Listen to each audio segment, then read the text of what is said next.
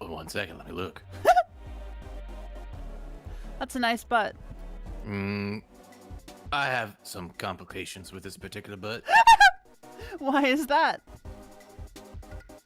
Well, there seem to be other appendages attached to this lady, one might say. Don't worry about it. Just don't think about it. Just enjoy. As Yes, one might course. say. Here's a meditation for you. Butts are nice. Yes, butts are nice, but that's not why we're here. Butts and butts and butts and butts and butts and butts. God, I forgot about that song. Oh my Penis. God. It's so old.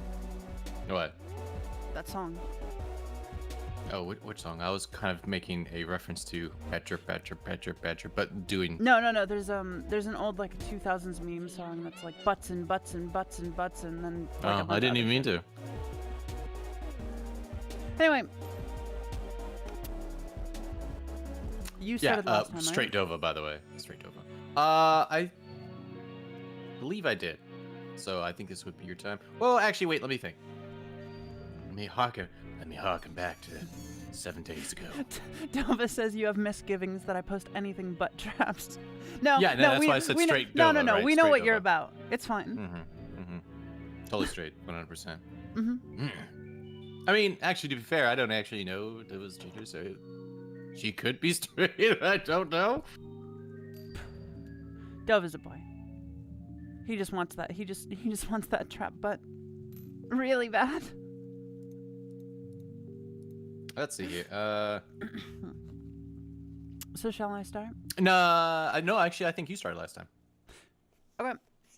Because I mean, actually, you know what? I can solve this problem 100%, no questions asked. It's gonna take me about 2 seconds. Let me just go to your YouTube channel that has all these on here, and then we can just go back. Dova If we go says, to the peen makes it better. It's a good organ.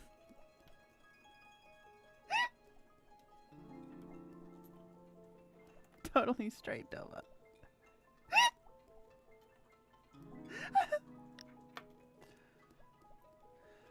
God, I'm getting kind of hungry. what already? I did a hard workout yesterday. 30-minute straight session.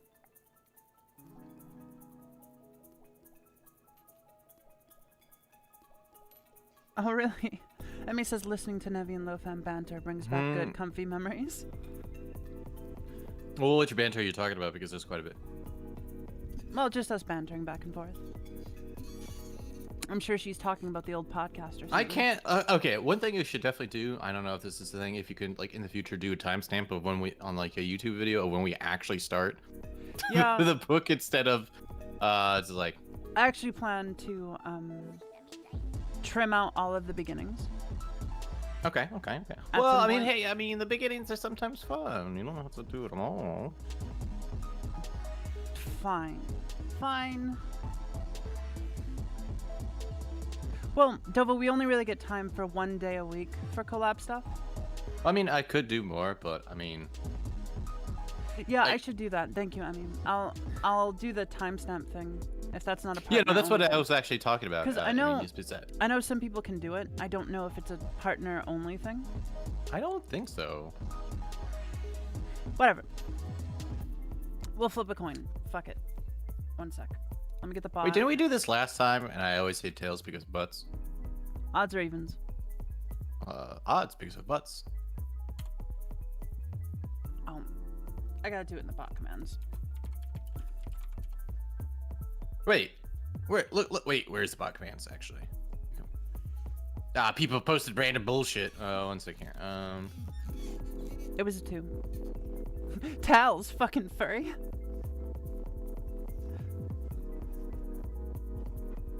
Bot No, commands. I said butts. Yeah, no, towels because butts. Towels. Furry. It's a joke. Love him, it's a joke. Sure. Okay, so last Sunday would have been the 25th, right? Sure, I guess. No, it is. It's the 25th. I don't know. What are we doing? Well, okay, well, we did this last 25th, and... Right? Pretty sure? No, it was the one before that. Alright, whatever. So I'm starting, I guess? No, it was evens. You said odds. I thought you were doing a 1 or 2, not a... Okay, never mind. No. Yeah, why didn't you do a 1d2? What's wrong with you? Because D20 is more fun. No, how? Because 20s! Yeah, okay. This reflection also tends to the removal of the desire of empty fame, that it is no longer in your power to have lived the whole of your life, or at least your life from your youth upwards, like a philosopher, but both to many others and to yourself. It is plain that you are far from philosophy. You have fallen into disorder then, so that it is no longer easy for you to get the reputation of a philosopher, and your plan of life also opposes it. If then you have truly seen where the matter lies, throw away the thought of how you shall seem to others, and be content if you shall live the rest of your life in such ways as your nature wills. Observe then what it wills, and let nothing else distract you, for you have had experience of many wanderings without having found happiness anywhere. Not in syllogisms, nor in wealth, nor in reputation, nor in enjoyment, nor anywhere. Where is it then? In doing what man's nature requires. How then shall a man do this, if he has principles from which come his effects and his acts? What principles? Those which relate to good and bad. The belief that there is nothing good for man which does not make him just, temperate, manly, free, and that there is nothing bad which does not do the contrary to what has been mentioned. I actually think that one's pretty straightforward. Well, I mean, we can discuss a little bit about it, where I think this is one of those things where he is talking directly to himself. Mm-hmm. Because I think we're farther in the book, and at this point, he's probably... I would like to know, like, the timeline of, like, what dates these were actually written, so I can actually see, at what point in he stopped putting, like, where he was. And I was kind of upset about that, because, like... Yeah! The context is really nice. The context is really nice, but so I would like a little context of, like, when and where this was. Simply because that also does, I guess, kind of reflect the mental state. Yeah, like the mental state of where he was, or what he was doing when he was writing this. And so No, absolutely. I wonder if this was something where he was in Rome and he actually got to sit down and he was like, it's like, don't want to throw away. I'm sure because at that point people were calling him a philosopher and all that kind of stuff. And so I'm just wondering, right? On the occasion of every act, ask yourself, how is this with respect to me? Shall I repent of it? A little time and I am dead, and all is gone. What more do I seek, if what I am now doing is the work of an intelligent living being, and a social being, and one who is under the same law with God? Yeah, no, that's also pretty straightforward, but it's yeah, good I was stuff. about to say. Like, ask yourself questions. Is what you're doing, like, what is it to you? And is it bad? Like, did you do something bad? Is it something that you can be proud of? Is it, like, asking yourself questions like these is very important. A lot of people... This also kind of reminds me, this is like years ago, remember? I actually, like, before we even really started into philosophy, one of the things I said that, like, I really came up with is that I make decisions and I stay away from, say, like, regret and other, like, negative feelings about myself by asking him this question before I, do any, like, major decision and whatnot. It's like, am I going to stay awake up at night thinking about what I did, or am I just going to be able to go to bed? And that's the same kind of situation, right? It's like, how did he describe it? How's this with respect to me? Shall I repent of it? That kind of situation, right? Yeah, no, absolutely. And this was a long time ago before I even did it, so it's kind of nice to see something reflected in that. It's a good lesson to learn early on. I'll do 3 and then you'll start off from 4. Yeah, I guess I'll go to 8, I guess. Okay. Alexander the Great and Julius Caesar and Pompey the Great. What are they in comparison with Diogenes the Cynic and Heraclitus and Socrates? Diogenes was a fucking Chad, for they were acquainted with things and their causes forms, and their matter and the ruling principle of these men were the same, or conformable to their pursuits. But as to the others, how many things had they for which to care, and for how many things were they slaves? That's actually another good question.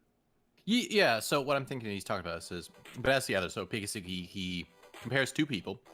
Mm-hmm. He says, okay, for, Diogenes. Diogenes. Diogenes.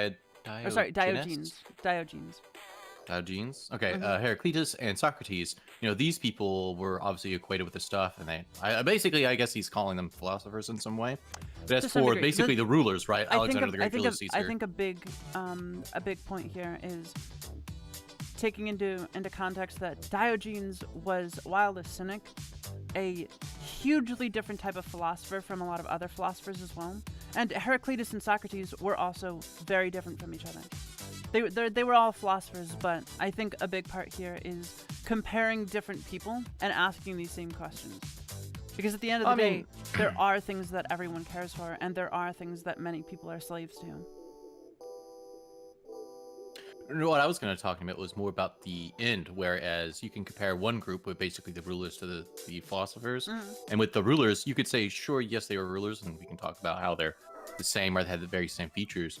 But the last part is how many things were they slaves? As in, yes, they were rulers, but once again, being a ruler is also being a slave to your people because you have to do what they want in some way. Otherwise, you're not the ruler for very much longer. Not to mention, you very well can be a slave to many other things. Your desires, your addictions. Their conquests, their goals, right? So they have to go toward that, whatever they're going to be doing. Whereas with people who are just trying to be people, then that's not exactly the same situation. But yes, I shall continue. Yeah, I present you a man. I present you a man. Excuse me. Consider that men will do the same things, nevertheless, even though you should burst. Wait, what? I don't know what he means by burst. Yeah, I don't know. I think consider that men will do the same things, nevertheless, even though you should burst. This might be another translation thing because remember. Okay, I think should be would. I'm not sure. Well, because in a lot of Old Latin and Old English, a lot of our past tense and present tense were switched, and a lot of our other words like would and should were also switched. So I'm thinking should in today's context would be would, but I'm not completely sure. I'm not completely sure because remember when I hit you up again later and said, oh, by the way, remember that whole entire, be erect or stand erect or something like that? Where it was actually, it was like be erect or be made erect. Yeah. And we're like, what? What it was stand erect or be made straight. Yeah, and be made straight. No, well, okay, what that means is that you either do it yourself or life is going to force you to do it. But yeah, no, that was what I was trying to get at. Way more different or less context on the stream, right? But it was hard to actually put that into words. It took me a while. Anyway, continuing. Okay, yes, continuing. We're not gonna get 4. It's a translation thing. Yeah, I think it's a translation thing. I'll probably look it up after to see if there's different versions of how that's translated. But anyway, I just to give a kind of guess, I think it's about because he was just talking about comparing people. It's like comparing yourself to not being able to do something where other people are easily able to do it, or at least they seem to be easily able to do it, where you would fail or you wouldn't be able to handle it. So anyway, this is the chief thing. Do not be perturbed, for all things are according to the nature of the universal. And in a little time you will be nobody and nowhere, like Hadrian and Augustus. In the next place, having fixed your eyes steadily on your business, look at it, and at the same time remembering that it is your duty to be a good man, and what a man's nature demands, do that without turning aside, and speak as it seems to you most just. Only let it be with a good disposition, with modesty, and without hypocrisy. Yeah, he's basically just being a good man.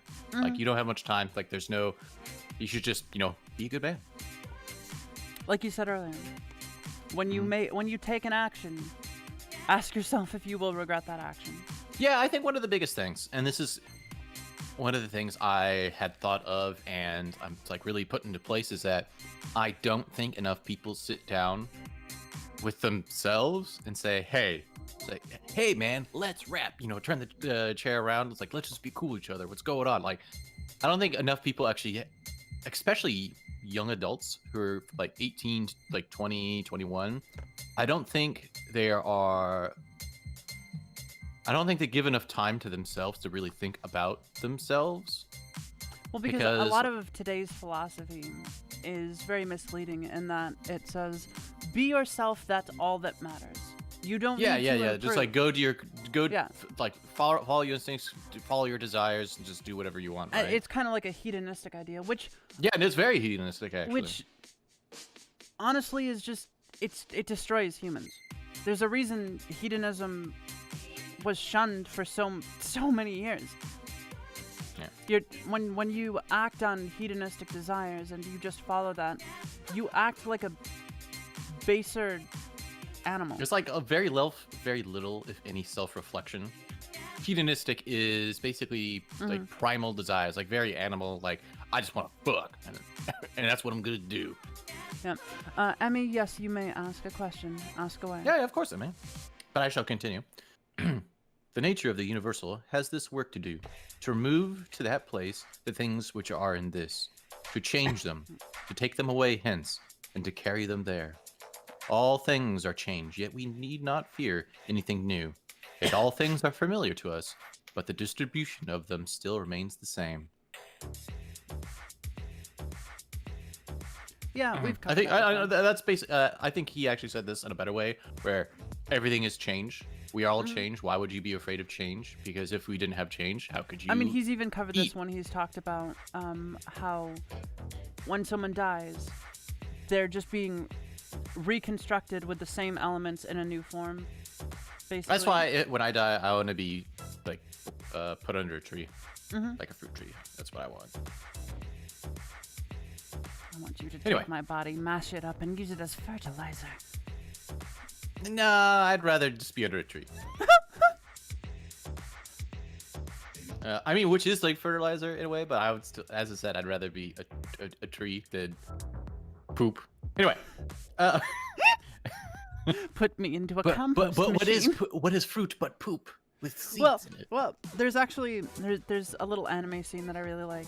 It's it's I don't know what it's from. I have to find it. But there's this little girl talking to her dad, right? And she's just saying unka unka, which means poop in Japanese, just over and over. Okay. And he's like, you can't just go around saying poop. And then she's like, but everything is poop. And he's like, what do you mean? And she's like, that meat, we eat it and it turns to poop. And vegetables too. And when we die, we turn to poop because we get eaten and turn to poop. And he's like, what the fuck? I mean, it's true. It's all true. organic matter, right? It's poop. In terms of asking whether you'll regret a decision, does that include trying to account for unforeseen consequences?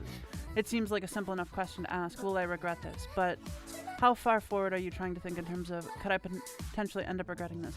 No. Oh, okay. I'll explain it this way.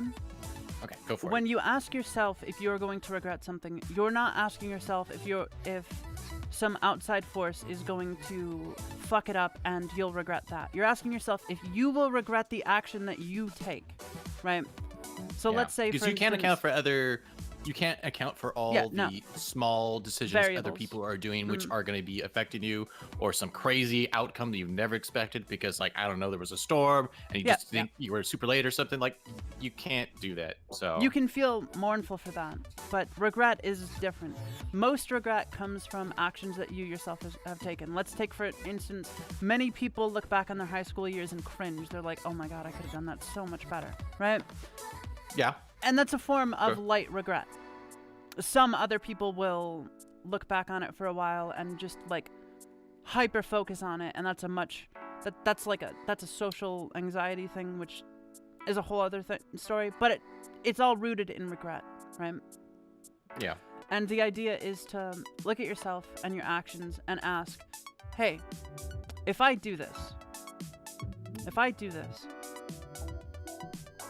will I have trouble sleeping at night? Will I have nightmares? Will I feel like I did something wrong?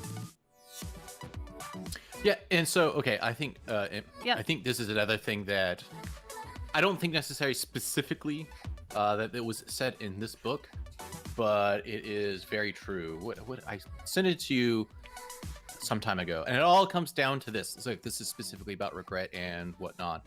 Is that there's ultimately to start. I think with philosophy that you have to understand there are things that you can control and things you cannot. If you can come to peace with that, then you can start making good decisions for yourself.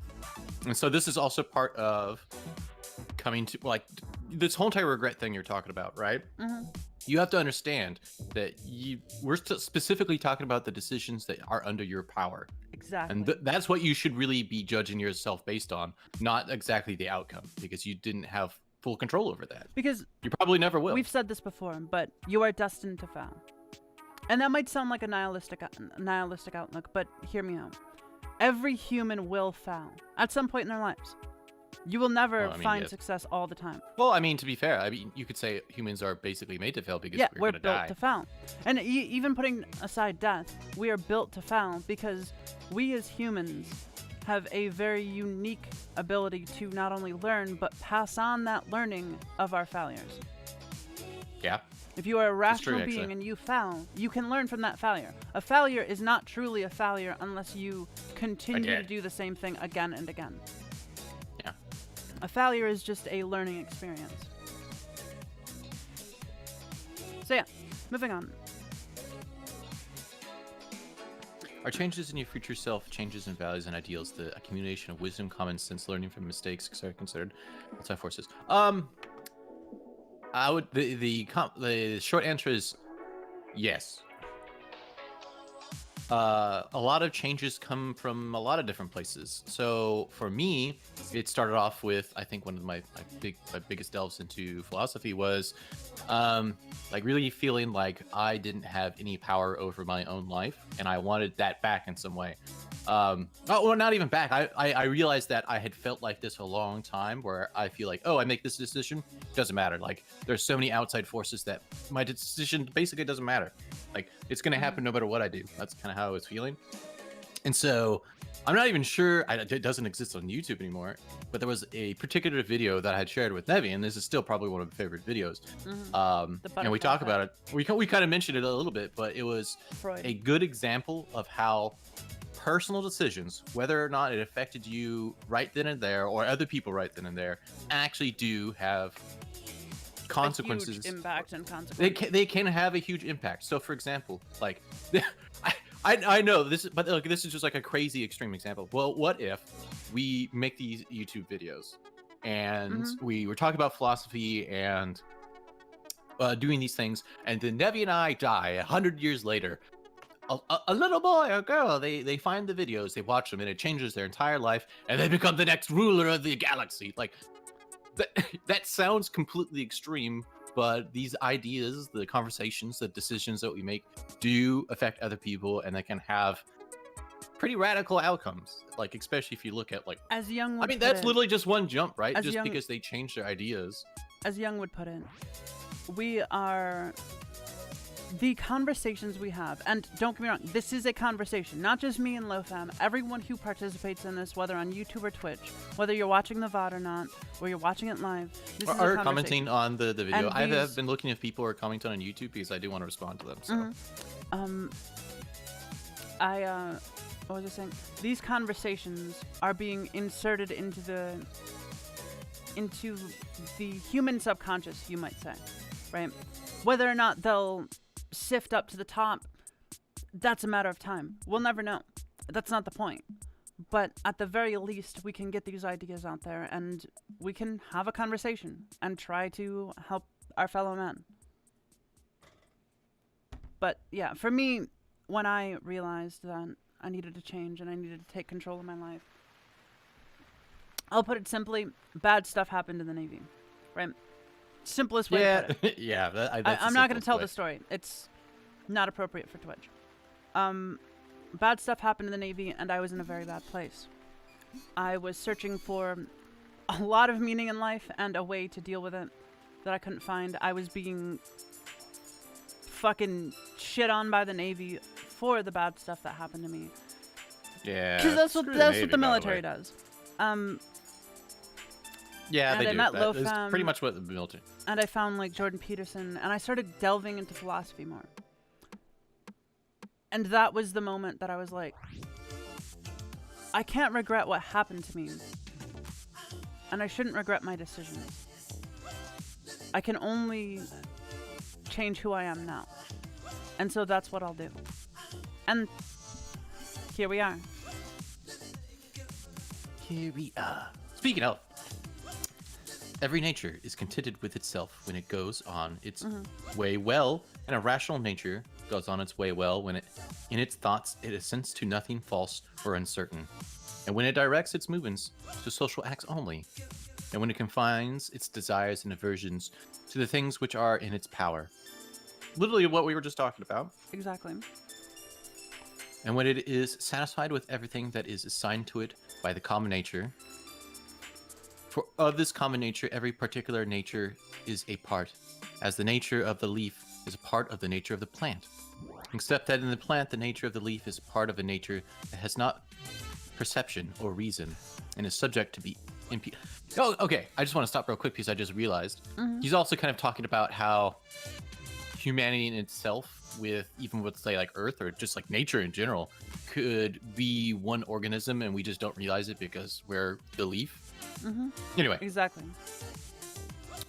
but the nature of man is part of a nature which is not subject to impediments, and is intelligent and just, since it gives to everything in equal portions and according to its worth, times, substance, cause, activity, and incident.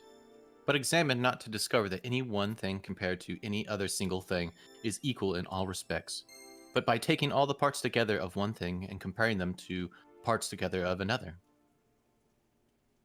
Okay. Okay, so Go ahead. specifically to know is that what he's talking about, I guess he probably talked about nature. I think this is one of the best kind of like insights in what he one sec, considered you're cutting just like out. nature. Am I cutting out? Yeah, the internet is... Discord is not cooperating. It's Discord itself. Okay. Start again. Hello, is it? Yep. Am I you're good. cutting out still? You're Okay. good. Okay, specifically to nature, to his question. So he has talked about nature, and I think this is a good insight into what he thinks nature is. So look at a tree. A tree is composed of a lot of things, actually, that we like, even down to like the cell. Like you can go down the cells, but there's a lot of parts connected to it, right? But let's just talk about the larger ones. So he gives an example of a tree and a leaf. The leaf is part of the tree, part of its nature, right?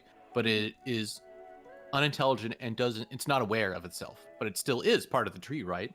One can compare nature and humans to the same situation where we may be a leaf, we just do not have the perspective or the intelligence to understand the entire organism of what nature is, and so we can rebel against that. Well, we can do a bunch of things, but I think that's a good I think way another to point he's trying to describe make nature. is that we do have the intelligence, and to look at ourselves and say, yeah, we're part of nature. We're the leaf. We can view ourselves and say this. Actually, we are kind of the leaf because we come forth from nature, and we'll go back to nature, just as the leaf will go back to the ground and will eventually go to the tree again at some point. All right. Well, thank you, Emmy. Yeah, if you have any questions, or if you would like have questions after, if like you do the VOD, or if you make a YouTube comment, well, I'll definitely try to get to it. No. This is exactly what we're trying to talk about, though. This is a conversation. Yeah, so no. It's good stuff. Absolutely fine. You do not have leisure or ability to read, but you have leisure or ability to check arrogance. Leisure to be superior to pleasure and pain. Leisure to be superior to love. Oh, to be superior to love of fame, and not to be vexed at stupid and ungrateful people, nor even to care for them. So, I think this is a kind of a little saying to himself, right? So you don't have the leisure to read, but you have the leisure to check arrogance, the leisure to be superior to pleasure and pain, leisure to be superior to the love of fame, and not to be vexed at stupid and ungrateful people, nor to even care for them. it's kind of a thing where, like, if people are stupid and ungrateful and you know it and you can see it but they can't see it, sometimes it's best just not to try to change them because they're not going to change. Yeah, just They'll leave them change be in to their own time. devices. Yeah. Yeah. Don't give them a care in the world. Just go on about your day and live your life. Okay. Let no man You said any you were longer going to do hear. the 8. Well, I realized that you actually started, so you actually went did a page and a half. So I'm just gonna go down to 10, and then I'll let you start out. Okay. And it ends on the next page on 16, pretty easy. So there we go. If you're stupid, just get smart. Well, I guess it depends. One could say that I'd say you could probably do that, but you would have to be self-aware of your ignorance before you can start to try to cover that up. Well, not cover it up, but to learn more. I have an example. Anyway. What? I have an example.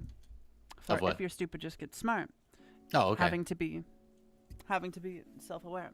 So recently I saw a video of a TikTok millennial. Oh no. Man, that thing TikTok is really bad for people. I think a lot of social media is. Yeah, no, it's really bad. I won't actually like dox the fucking name or whatever. Not the actual name, like the username. I don't want to like start any shit. Okay. Essentially, this person, your classic like piercings through the entire face, entitled kind of person, who thinks everything they deserve, like from birth, right? So so they're very entitled. exactly. So this person, their first reaction to their mom saying, "If you don't, I'm gonna kick you out." Right? She hadn't paid rent in like forever, and Okay. this person was throwing an absolute hissy fit. And I looked at this and I was just like, how can you be so childish? I wasn't necessarily judging them. I was asking the actual question. The person was yelling at their mom, Okay. screaming about having schizophrenia, which was not diagnosed, screaming about all kinds of other crazy stuff. And the mom was like, "You haven't paid me rent in months.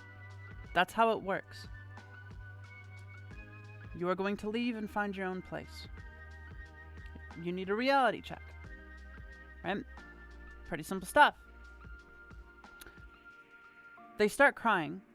They start yelling. They start saying, like, "I'm trying to educate you." Wait, what? Educate their mom? That's what they were saying to their mother. "I'm trying to educate you, but you don't listen." The mother's response was, "Your education is brainwashing, and I'm not gonna put up with you bullying me." And she cried harder, and they started yelling and screaming about this, that, and the third, and "I'm not a bully." And they got some bad lashback for this. Everybody who saw this video, they ended up privating their TikTok, but everyone who saw this video was like, "Dude, what's wrong with you? Like, come on." And looking at this, it's the same kind of thing. Some people are just, you can't change them. You can't make them better. You have to push them out of your life and hope that they figure it out on their own. Well, the thing is, I don't even think it's technically just like pushing them out of your life. You just stop your interaction with them. You like, that's the only thing you have power of, right? Since they could try to force the situation, but you can say, "Look, I'm not interacting with you. Go on your own. Go for it." And of course, if they start to try to escalate the matter and that's turn it into what, like, stalking, that's when you start like law enforcement and other things. law start to come enforcement. into And play. if that doesn't help, then self-defense if it comes to it. Right. Anyway, continue Anyway, on. moving on. Let no man any longer hear you finding fault with a court life or with your own. So basically, no complaining. Okay. Repentance is a kind of self-reproof for having neglected something useful. But that which is good must be something useful, and the perfect good man should look after it. But no such man would ever repent of having refused any sensual pleasure. Pleasure then is neither good nor useful.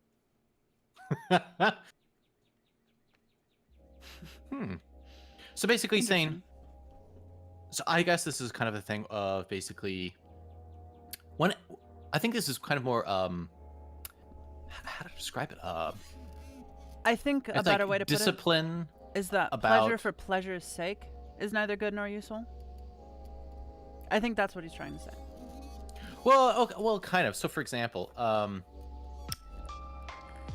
I don't think you can have regret of not having a pleasure. Is what he's basically talking about. Like you can't, well, not a regret, but a not. So, a repentance is this kind of self-reproof for having neglected something useful, but pleasure could never be that because you don't. It's actually not useful, neither or good. I would semi-disagree. Hear me out. So, the reason I say pleasure for pleasure's sake, right, is because pleasure can have a lot of good uses in making sure that you're taking care of yourself, right? Remember to take breaks from your work, entertain yourself occasionally. Yeah, but is that pleasure? That I would consider pleasure. I would consider. I mean, you could pleasure. do it I in would- a different sex perspective. Too. I mean, like, sex isn't just for making babies. It's, you know, it's a very Babies. it's a very sacred thing that you do with your partner that is pleasurable and, in my opinion, sacred, pleasurable and allows you to have a deep emotional link with them. So I would say that pleasure for pleasure's sake, sex for the sake of just enjoying it, eating a bunch of food just for the sake of enjoying it, that is not good or useful. But pleasure in moderation is very good for you. I'll have to think on that. I'm not sure if I agree. Well, Because you could also put those in different perspectives, such as the happiness or what you get from, say, doing those things is more of a byproduct of doing what is correct and good. sure. I mean, I suppose you could say that. But again, Well, sex that's what I'm is, saying, like, is like if it- we're talking scientifically, I know he wasn't, but sex is just direct endocrines to the brain, right? Just pure pleasure. Oh, baby, let's do it. Yeah, it's just like, I feel so good. Like, that's what it is. Like, let's not beat around the bush, right? So, sex for sex's sake, like, biologically speaking, is bad for you. Absolutely. Like, proven psychologically bad for you. Constantly having sex to get that endocrine boost into your brain. Those good feelings, one might It's- say. It's very bad for you, and it creates an addictive relationship with sex and cuts that emotional tie that you get from sex when you have it with a partner that you actually care about. So I do think pleasure is still good for you because those endocrines are important to keep you stable as a person. And so is the serotonin that you get from it. But Can't just as stop the all coob. things, just like all things, if you coom too much, you will find yourself in a bad place. I can't stop the coup. I mean, I even have a specific example for this. I have a friend, we'll call them Anon. This friend, they were in a bad place, right? Depression, anxiety, you know, the 9 yards, the very common 9 yards that you get these days.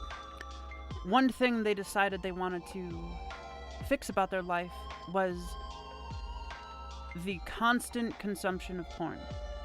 Okay. They felt that was fucking with their brain. And they weren't wrong. A large consumption of porn and masturbation can really throw your brain off, right? Sure. So they stopped that, and months later when they finally, like, got through the worst of it, of like, God, I just can't stop wanting to, but I'm not going to, they finally started to feel like, holy shit, everything I do actually has, like, feels good. It feels good to do my interests again, to make things, to do things with my hands. Like, I'm not just masturbating to get that little bit of dopamine and endocrine and fucking serotonin and, like, all these other little chemicals. Like, I feel good. And that's the kind of thing I'm talking about. Pleasure for pleasure's sake, absolutely. Absolutely bad. But I do think pleasure in itself does play a vital role into being a good, stable human being. All right, kids, that's why you can only masturbate twice a day. Any more No, would be bad. no. Once a month. Jesus Christ, once a month. Once a year. That picture of the Buddhist with the gun, though. Yo, I know, that's what I was joking about. That's pretty Carried good. on the long time tradition. Hey, I'm a Anyway, pacifist, but if you're gonna kill me... All right, continue, though. It's your turn. Okay. This thing, what is it in itself? In its own constitution? What is its substance and material? Mind you, again, constitution is what it consists It's made of. Yeah, right? what It's not like constitution like, oh, I can take so many hits in D&D. Well, there's also why you could say that, like, say, for example, the U.S. Constitution is what the U.S. is made of. Yeah, exactly. It's the very basis of America. America! What is the substance and material? And what its causal Nature. sorry, I flipped too fast and forgot the word. And what its causal nature or form, or what is its causal nature and or form, and what is it doing in the world, and how long does it subsist? All good questions. When you rise from sleep with reluctance, remember what it is according to your constitution. Or no, remember that it is according to your constitution and according to human nature to perform social acts. But sleeping is common also to irrational animals. Yeah. But that which I think he actually did this better in a different chapter too, but I get it. But that which is according to each individual's nature is also more peculiarly its own. These are big words, I'm sorry. And more suitable to its nature, and indeed also more agreeable. Just want to say, I just have a feeling that Marcus Aurelius had a problem getting out of bed when it was cold. Yeah, I have a feeling because he mentions this specific example of getting out of bed and Multiple being reluctant times. about it. Yeah, like this is like the third or fourth time. Yeah. So I think this is something definitely for him. But I guess, as I said before, you could just replace reluctance to get out of bed to almost any other thing that you Yeah, to don't be want fair to do. too, like that's a really, really relatable thing too, though. Like, Not me, actually. I like getting out of bed. well, you don't live in a cold area. No, I Like- don't. I live in a temperate area. Yeah, yeah. You're But like, when there is 6 feet of snow outside and it is there is a blizzard and wind, and it's like 10 below, you just don't want to get out of bed. Your mind just says, go back to sleep, hibernate, sleep forever, don't get up. And to some degree, I think that's instinct, but that again goes into, don't just simply follow your instincts, right? You have a duty. Yeah. As a rational You being. are a rational social animal. You should complete your duties as Actually, such. one way to help with that, if you're living in a very cloudy or wintry area, is to get a sun lamp. I guess, yeah. Make sure you get your vitamins as well. Yeah, it helps with vitamin D and it helps with mood. Not something that'll tan you, of course. But a sun lamp can help to keep your body, like, instinctively in that summer feeling. It's a bright lamp that's meant to simulate the sun. That's it. That's all it Yeah. does. It just gives It's actually- it's really you're- good for your mental health. Okay. Let me put it to you this way, Toba. Your body literally gets a vitamin called vitamin D from just being exposed to sunlight. It's like And it's something photosynthesis, that but it we doesn't make need. sugar. Yeah, but we actually need this to have a well-regulated body. So, in a lot of need places, sun. such as Alaska. Alaska, I know UK actually has a lot of problems with this, South especially on Pole like too. They have Yeah, sun sure, South lamps in the research domes. yeah. So, yeah, the Yeah. vitamins. The government's putting vitamin D in the sun. Yeah, exactly. Sure. That's some Alright. Alex Jones level shit. What the fuck? We don't eat actually vitamin D. That's all this government plan. I actually saw a video of when Dankula came to America, and was like hanging Sure. out with Alex Jones. And it was honestly just one of the most wholesome things I've ever seen, because Alex Jones was just like running around doing silly shit. Like, because he's aware. I'm going to push us to continue, by the way, because this chapter is quite long. Okay. It has like 50 Okay, you're right. sections. You're And right. we're on, not even on 20. You're right. Constantly, and if it is possible, on the occasion of every impression on the soul, apply to it the principles of physics, ethics, and dialectic. Yeah, that's the different things of philosophy. Mm-hmm. Yeah, those are the... Anyway, yeah. Whatever man you meet with, immediately say to yourself, what opinions has this man about good and bad? For if with respect to pleasure and pain, and the causes of each, and with respect to fame and ignominy, death and life, he has such and such opinions, it will seem nothing wonderful or strange to me if he does such and such things, and I shall bear in mind that he is compelled to do so. Interesting. Remember that as it is shameful to be surprised... Remember that it is as shameful to be surprised if... No, that is not as. I'm done. I need more water. Give me a sec. It's really dark out today, so... having the window open doesn't help at all. I have like a side light, but... Remember that as it is shameful to be surprised if the fig tree produces figs, so it is to be surprised if the world produces such and such things of which it is productive. And for the physician and the helmsman, it is shameful to be surprised if a man has a fever, or if the wind is unfavorable. The world is the way the world is, and being surprised about it is shameful. There's no reason to be surprised when the world does such and such thing. Yeah, it's almost like saying... I guess he's also... I think this is kind of thing about saying you shouldn't be surprised that these type of people exist, because... That too. I mean, it's just the world, right? You're Yeah, gonna have some bad people out there. Actually, wait, this is... I think it's actually more important than we might assume, because I think one of the things is, specifically for me, one of the problems I have is people are so surprised that bad things happen, right? Like there's a car crash, or God forbid, you know, there's like a murderer or things of that nature, right? And they're so surprised that they, I would say, take actions that don't make sense, and that hurts a lot of people in the end. Actually, I remember specifically when I was living with my grandmother and helping with my dementia grandfather. Okay. She would watch news a lot, obviously. She hates the news now, but that's a story for another time. And specifically local news. And she heard about, you know, this girl who jumped off a river and killed herself. And she was like, "Oh my God, that's horrible! I can't believe Jumped off a river? Sorry, jumped off a bridge into a river." Yes, she jumped off the river and clipped through the ground. I mean, that would probably kill you too. She broke the physics of the universe. Yeah.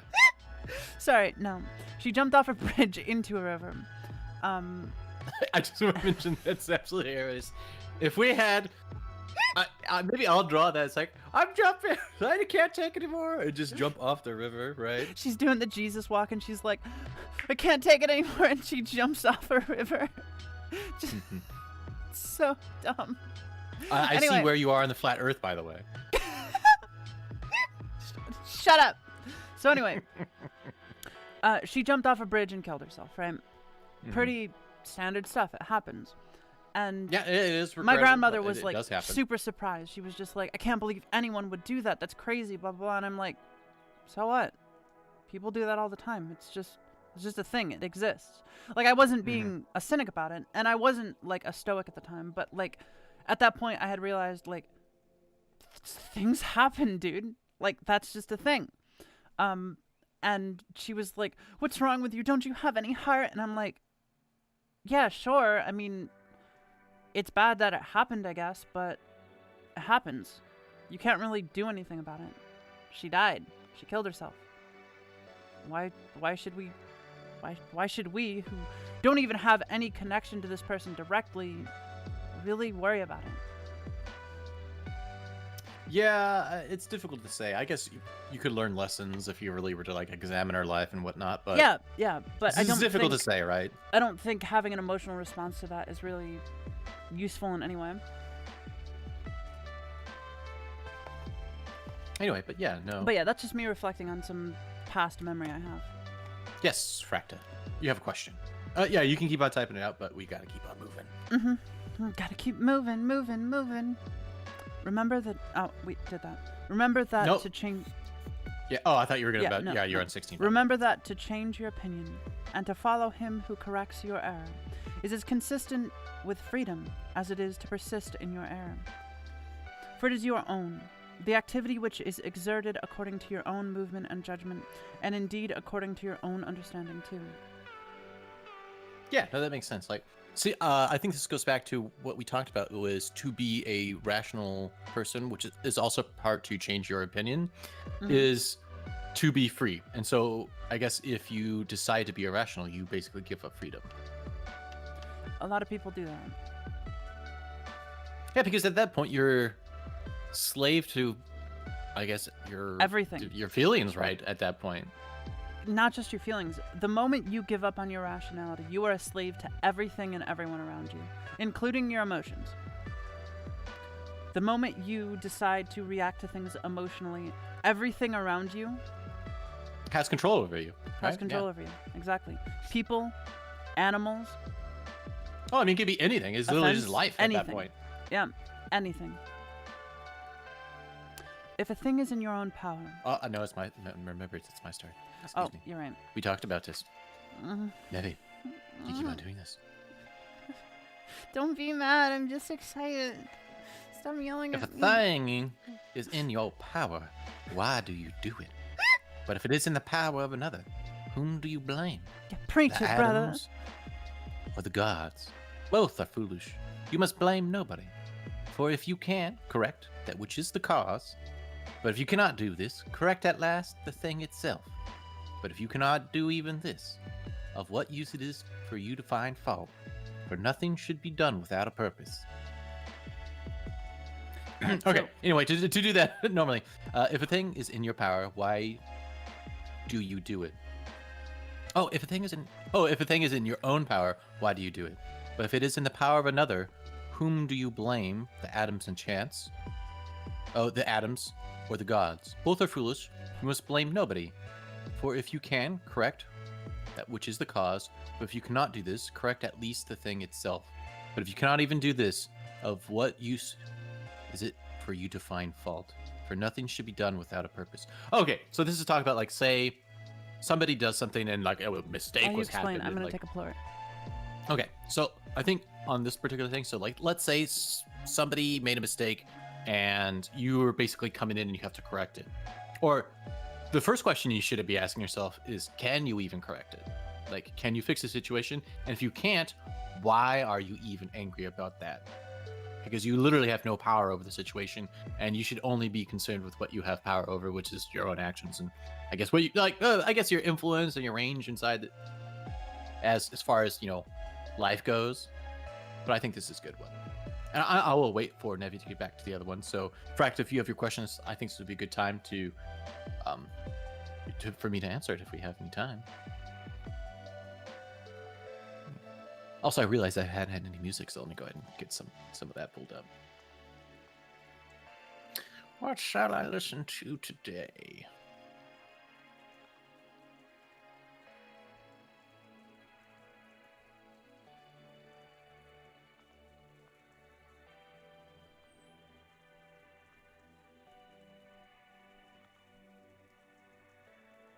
Also, I hope you guys are having a great Sunday. And that it is going. I know there's a lot of people in different time zones, so we do appreciate you for people coming out. Actually, let me see. I don't have the YouTube open. I should as well.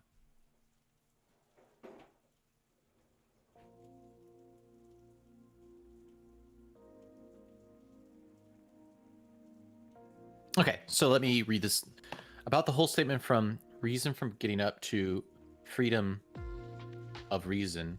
Now, for example, I do apologize if it goes too deep, but my personal goal is to have freedom, and I found out there's a lot of things I have to work for and sacrifice. Is my goal a healthy goal or is it a pipe dream? I guess there are two ways to interpret this, and in my mind, right? So the first one is, I guess you could say you can have the physical, actual representation of freedom. And so let's say like you want literally more freedom to do things than say your own country, as in like actual laws, right? Like you actually want to affect that or have more of it.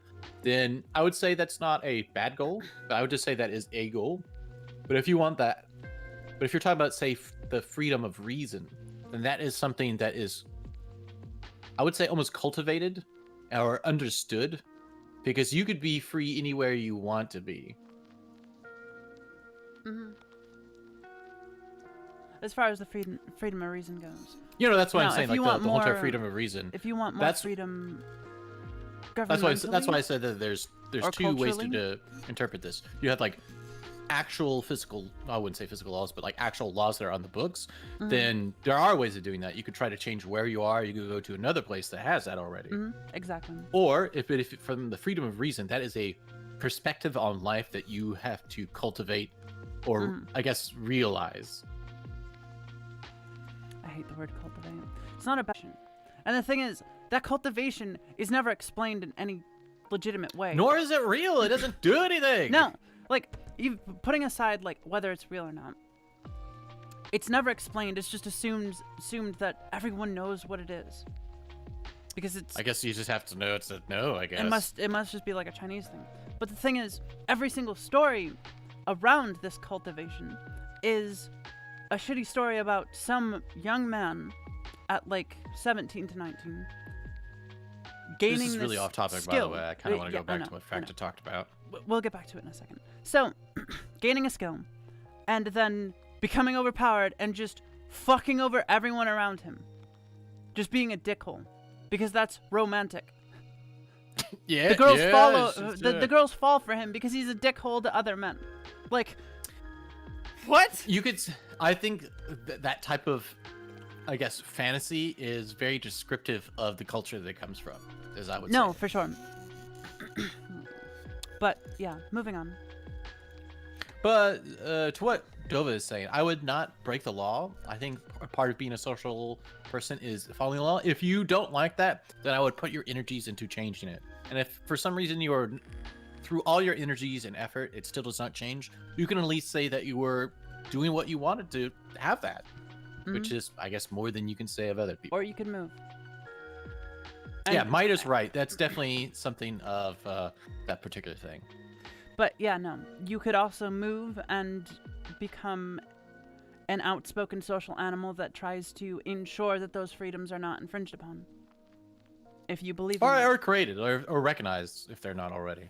Exactly. Where was I? That which has not died.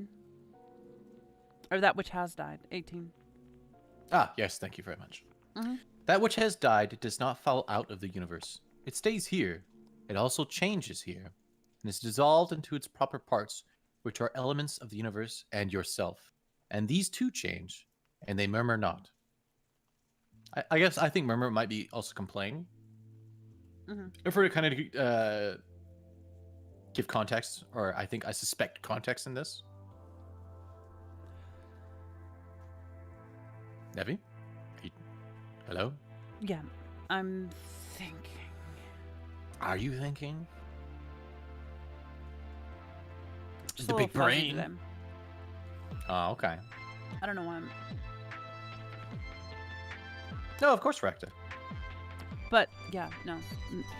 Murmur is probably complaining. Anyway, everything exists for some end. A horse, a vine. Why do you wonder?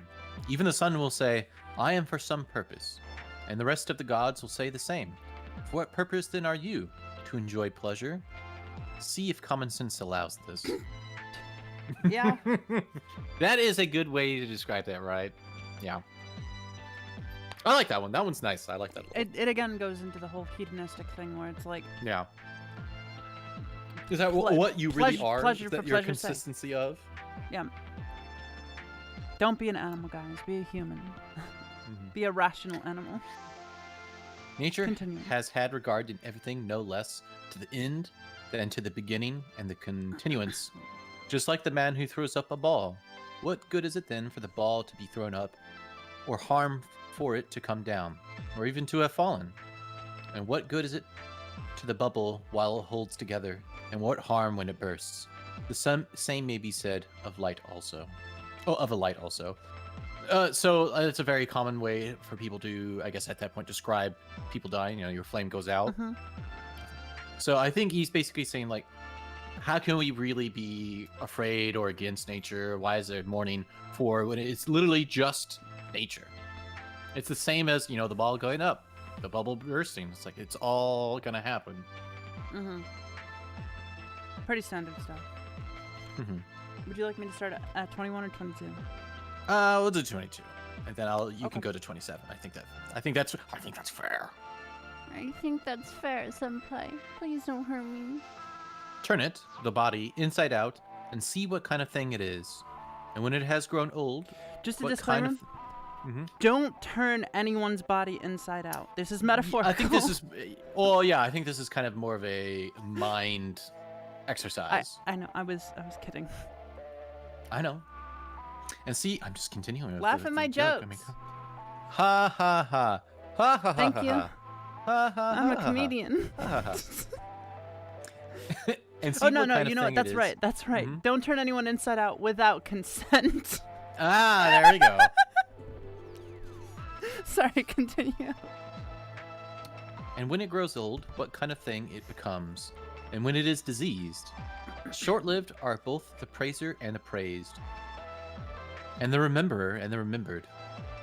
And all this in a nook of this part of the world, and not even here do all agree.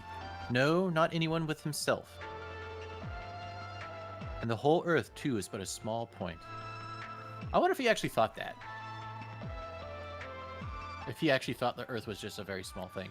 Because at that point, I think a lot of people had the idea that the Earth was the center of the universe, and of course it would be huge and large, right? Very important. I mean, But I wonder if he actually thought we were just a pinpoint in just existence. I think he did. I don't think he had a concept of space, but I do believe he looked at the vastness of the world and said, even if there are gods out Why there, wouldn't it be there different is more. outside of where we Yeah. know, right? like the Earth is probably just a small part of something larger. And maybe that largeness is the God's universe, the God's world, right? Maybe it's something else he doesn't quite understand. That's not the point. That doesn't matter.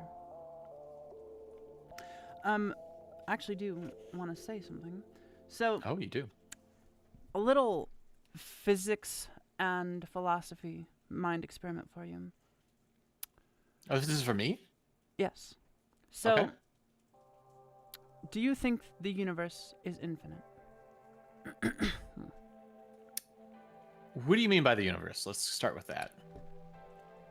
The space beyond Earth. Truly infinite.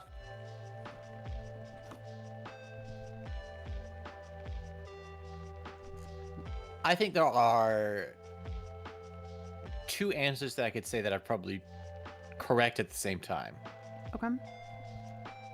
For us, as what we are right now, yes. Okay. As in, there would be, you could say that there's easily enough in existence for us to experience for our perspective, for it to be infinite, right? Okay. And so for us, we have to consider it as infinite because of our point of view. Mhm. As I can conceive of that there's an actual limit, based on, I guess, our very rough understanding of what physics is, as in there has to be some type of makeup. And then you could say, sure, we can conceive of a finite universe. But that's why I fall back to our perspective, because even if it were Yeah. to be true, So- and we were to finally get that answer, it would not matter to us in the least. So, the reason I ask is because in a theoretical physics situation, Oh, is this a choose a thing where there's like a membrane? in a theoretical physics situation, if the Mhm. universe is truly infinite, then the Earth is at the center, and so is the sun, and so are you, and so am I. Because if you take any amount of rays and push them outward from any center point, they will go on infinitely. Therefore, everywhere is the center. So, if that's the case, the Greeks and the Romans weren't necessarily wrong.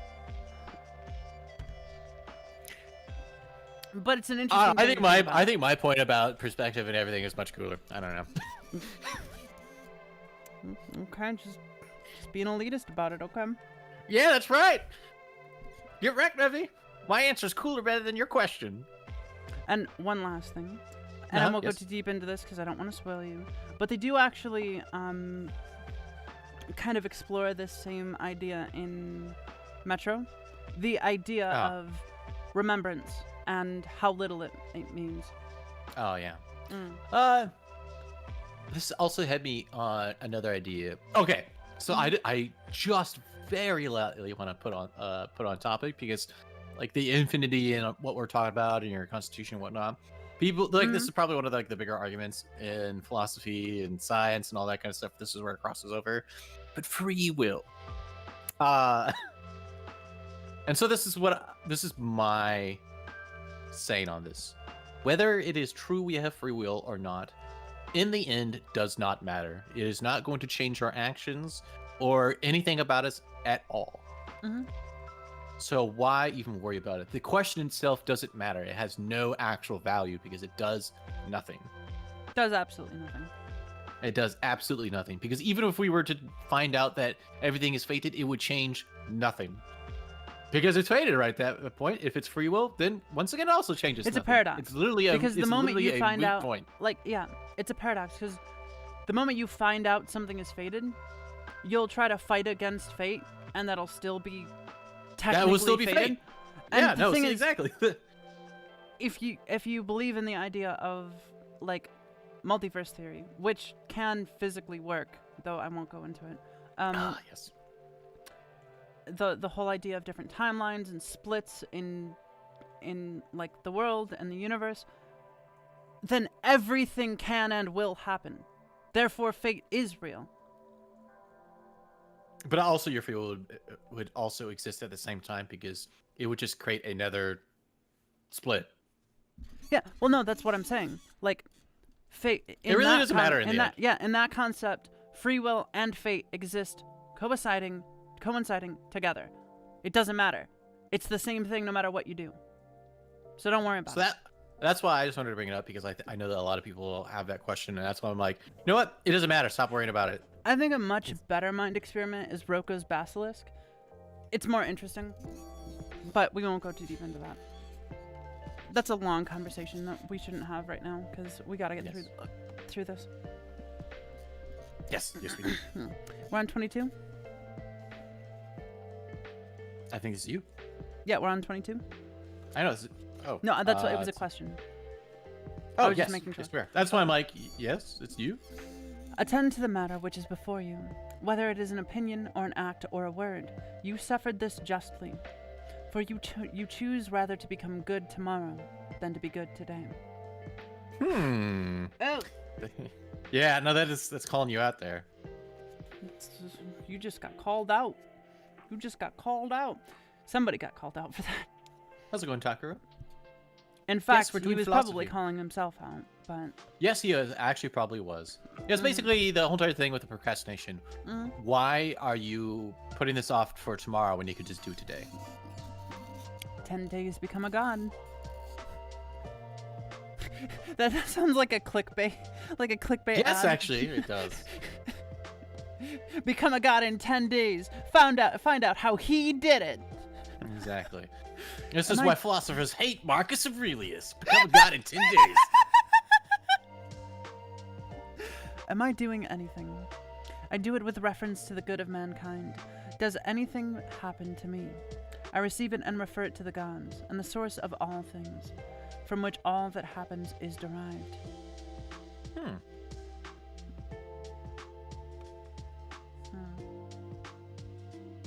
Interesting. Such as bathing appears to you, oil, sweat, dirt, filthy water, all things disgusting. So is every part of life and everything. Yeah, that's Okay, well, that's that's fair. opinion. He's basically saying everything's opinion. Life is opinion. life is a horror. You could also say life is a horrible drudgery. No, that's not what he's saying. Oh my god. These people who just like try to take it completely out of context. It's like he's trying to make sure you understand what you're even thinking is an opinion. Anyway, continue. Lucilla, my mother, saw Verus, my father, die, and then Lucilla died. Secunda saw Maximus die, and then Secunda died. Epitacanus saw Diotimus. I was doing so good! Yeah, I know, you're just like, oh man, just going through this, go for it. Oh, look at the next one. And then what? And then Epitacanus died. Chanus. That's Canis. It's hard C. Chanus? Chanus? It's Rome. It's Roman. It's a hard C. Epitancanus died. Antonius saw his wife, Faustina, die, and then Antonius died. Such is everything. Keller or Celer? I'm just going to say Celer. Celer saw Hadrian die, and then Celer died. And those sharp-witted men, either seers or men inflated with pride, where are they? For instance, the sharp-witted men, Charax and Demetrius the Platonist, and Eudaemon, and anyone else like them. That's Eudaimon, by the way. Eudaimon. Oh, he's a Digimon. Got it. Yeah. Oh, I was about like Pokemon. No, you mean Digimon. And anyone else like them, all ephemeral, all ephemeral, dead long ago. Some indeed have not been remembered even for a short time, and others have become the heroes of fables, and again others have disappeared even from fables. Remember this then, that this little compound yourself must either be dissolved, or your poor breath must be extinguished, or be removed and placed elsewhere. Another one about death. Yeah, actually, that's kind of interesting to think that your life will become another life. Mm-hmm. It's basically placing it elsewhere. That's kind of an interesting way to think about it. Life is life. Na. It is satisfaction for a man to do the proper works of a man. Now it is a proper work of a man to be benevolent to his own kind, to despise the movements of the senses, to form a just judgment of plausible appearances, and to take a survey of the nature of the universe and of the things which happen in it. I think this is actually about ruling. When he's trying to look at people and the acts they do, and basically when he has to pass judgment in some way. All right. Thank you very much, Nevi. I shall continue. We do have quite a ways to go. We're a little bit over halfway, so we're going to continue. Okay. There are three relations between you and other things. The one to the body which surrounds you, the second to the divine cause from which all things come to all, and the third to those who live with you. What? There are three relations. There are so three it's like relations. The physical, the divine was like basically your spiritual, like you're the demon, right? And the third to those who live with you. Is that inside you? So, like no, ideas. He's saying there are three relations: your body, your physical body, yeah, your divine spirit, your thought, your soul, and then the people who are around you. Those are your three relations. Okay. I think it's just a basic statement. Pain is either an evil to the body, then let the body say what it thinks of it, or to the soul. But it is in the power of the soul to maintain its own serenity and tranquility, and to not think that pain is an evil. For every judgment of movement and desire and aversion is within, and no evil sins so high. Actually, yeah, this brings up a good thing.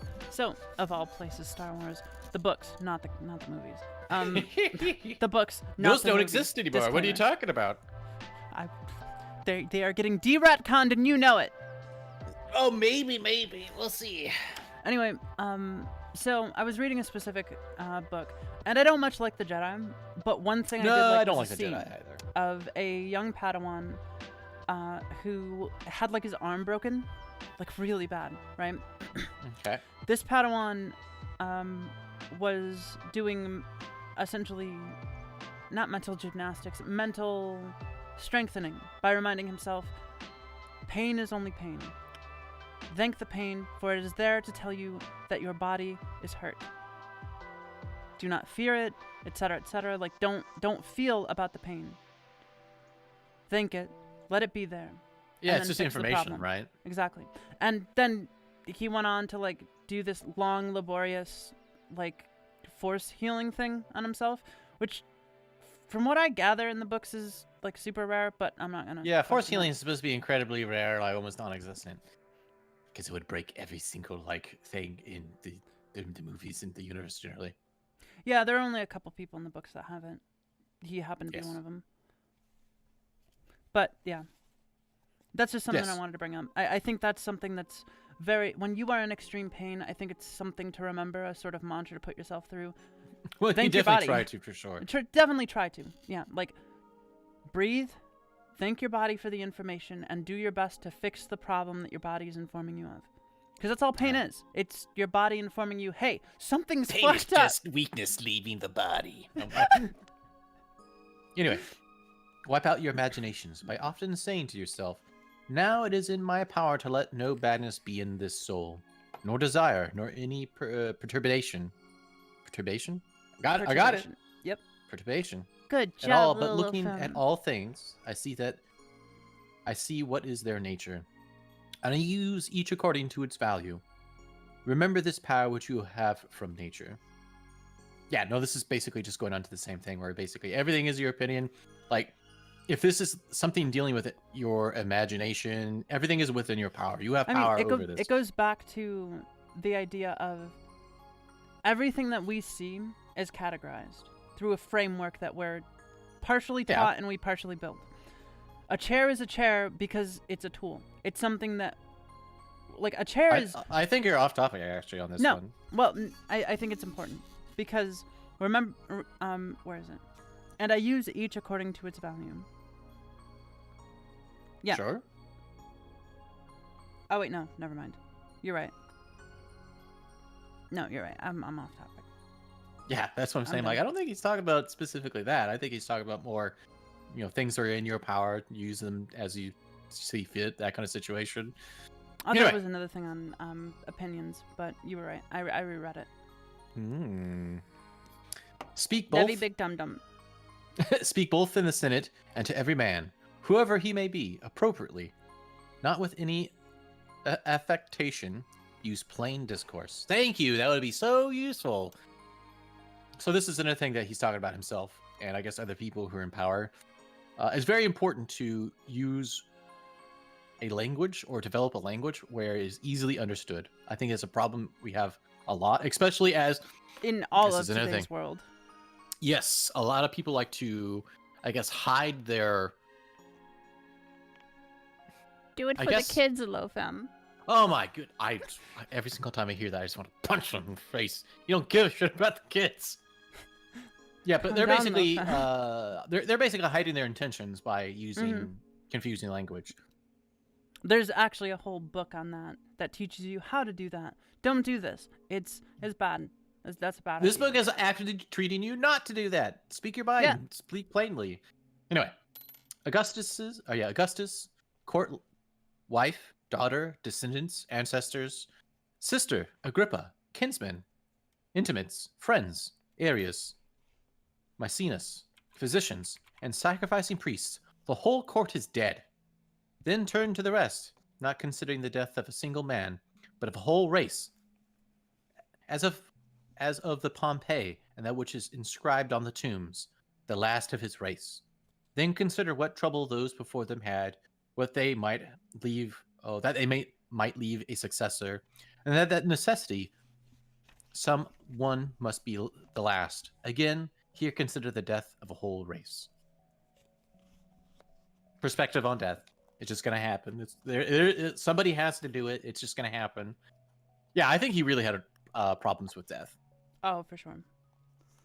That's understandable though, because we have an innate fear of death.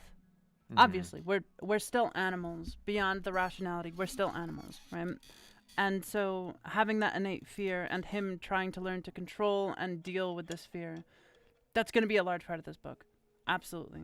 It's He's a actually rational been a man. significant chunk of this book. Anyway, it's your turn. It is your duty to order your life well in every single act, And if every act does its duty as far as it is possible, or as far as and if every act does its duty as far as is possible, be content, and no one is able to hinder you so that each act shall not do its duty. But something external will stand in the way. Nothing will stand in the way of your acting justly and soberly and considerately, but perhaps some other active powers will be hindered.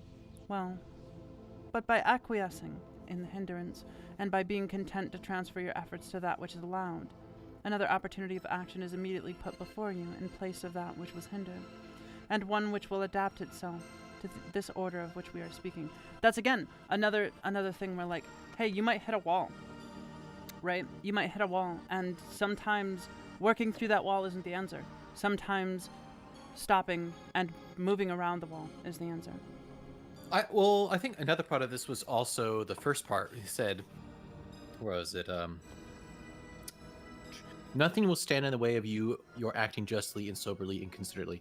There is, like, sure, they can get in the way of the actions, but no one is actually going to hinder you from this thought process of you doing justice considerately. That's what I think at the end. He's like, someone might stand in your way in the actions, but you can find another way. I think it's actually very important. Like, I think a lot of people, so for example, it's going to be hard, especially when people, let's say, because I think we're a little bit further along in our process of coming to philosophy. Let's say somebody's starting just now. They're going to run into problems where they try to start changing or to try to follow these things, and they hit those walls and they hit these snags and whatnot. They may think the hindrance of what's actually physically happening is also a hindrance or a I guess disapproval of the thought itself of actually trying to act justly or change their actions. So I think that's also an important reference, or I guess perspective. Sure. It's like, hey, it's just the actions that are being hindered, not the thoughts themselves. And so you shouldn't just give up on those thoughts. I think another thing that happens is that often when people try to change for the better, they bite off more than they can chew at once. Yeah, but I mean, that's just going to happen. I think it's another thing where they're going to have to learn. To cultivate healthy habits, you have to learn to take small steps, manageable steps, something you know you can do. In 10 days, you can start working out and stick with it. In 10 days, you can start a planner and make sure that, you know, you're sticking to a schedule, right? Oh, I like the next one, by the way. Receive wealth or prosperity without arrogance, and be ready to let it go. He's telling you to burn your money. Burn your money. No, it's that I'm kidding. Money in itself has no specific value. I think that's what he's trying to say. It is only a tool. And that is true. Money is a tool. Yeah.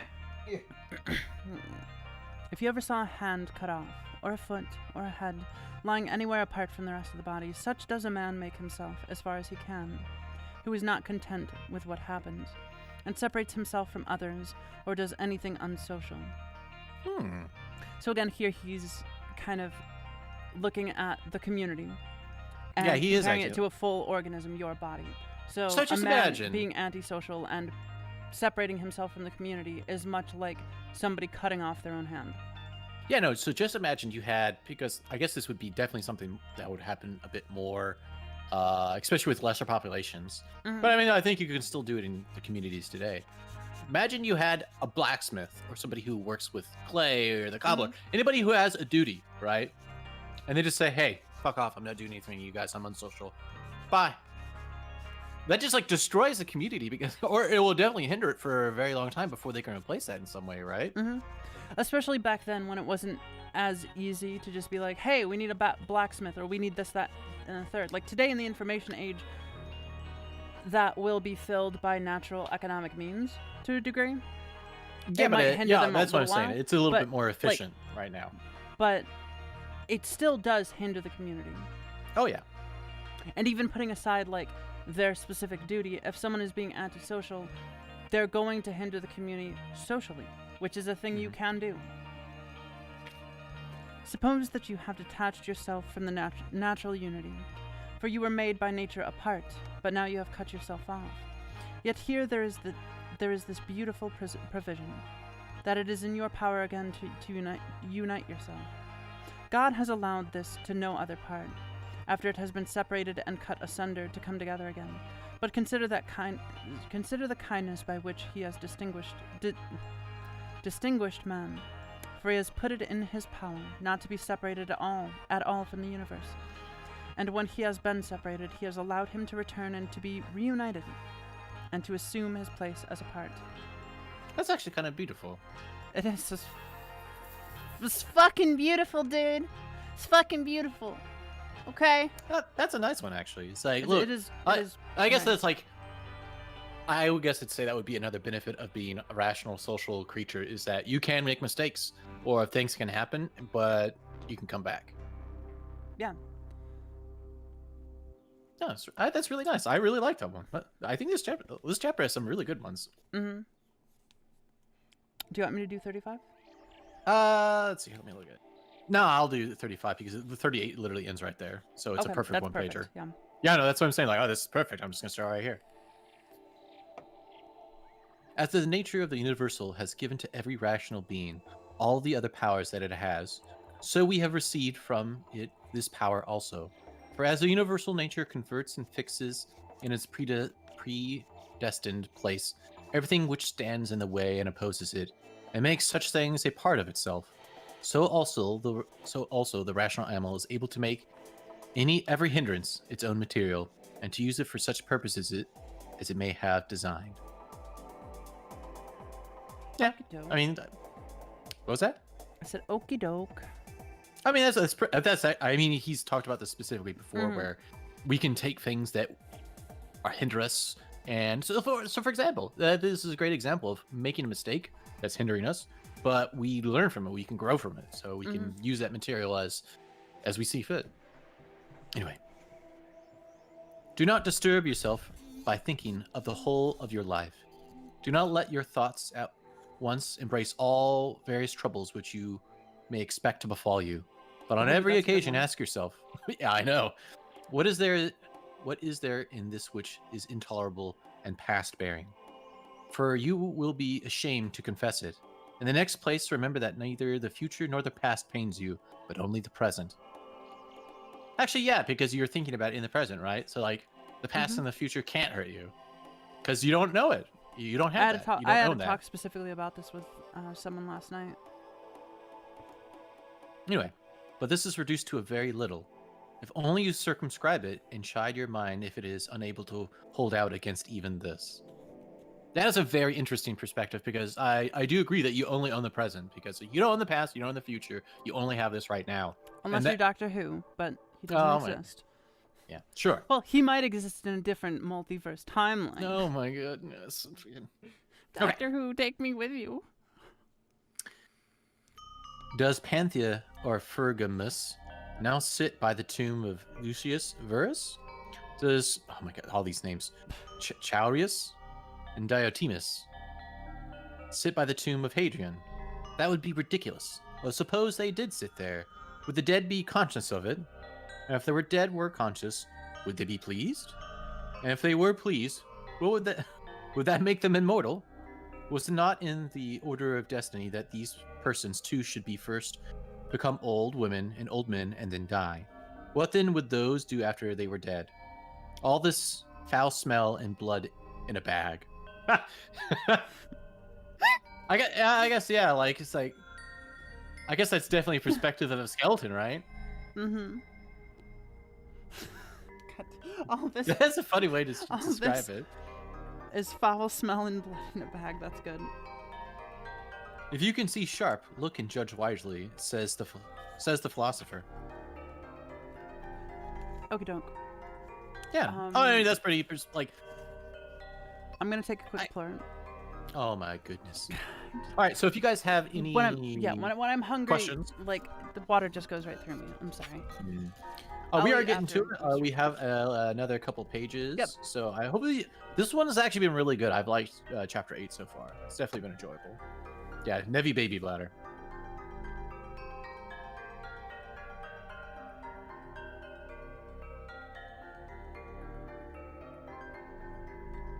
Yeah, so if you have guys any questions or just funny things, I guess now would be the time.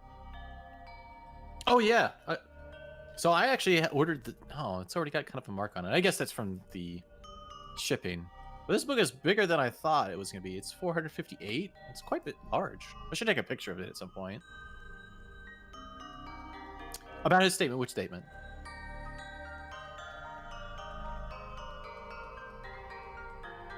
Well, I do have my kotatsu on, so it's pretty comfy right now.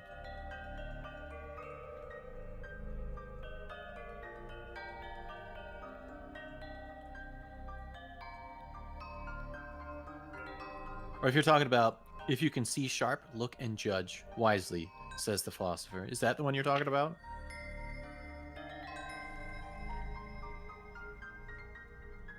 His statement about death. Oh, okay. So, how I saw this particular statement, I'll go ahead and reread a little bit of it about what you're talking about. So he's talking about how, let's say, the wives of these great people or people he remembers are sitting next to the tombs, right? And then he's talking about, well, what about the perspective of the dead, right? Because, you know, you have these people, but what about the dead people, right? So it's like, oh, would they be conscious of it?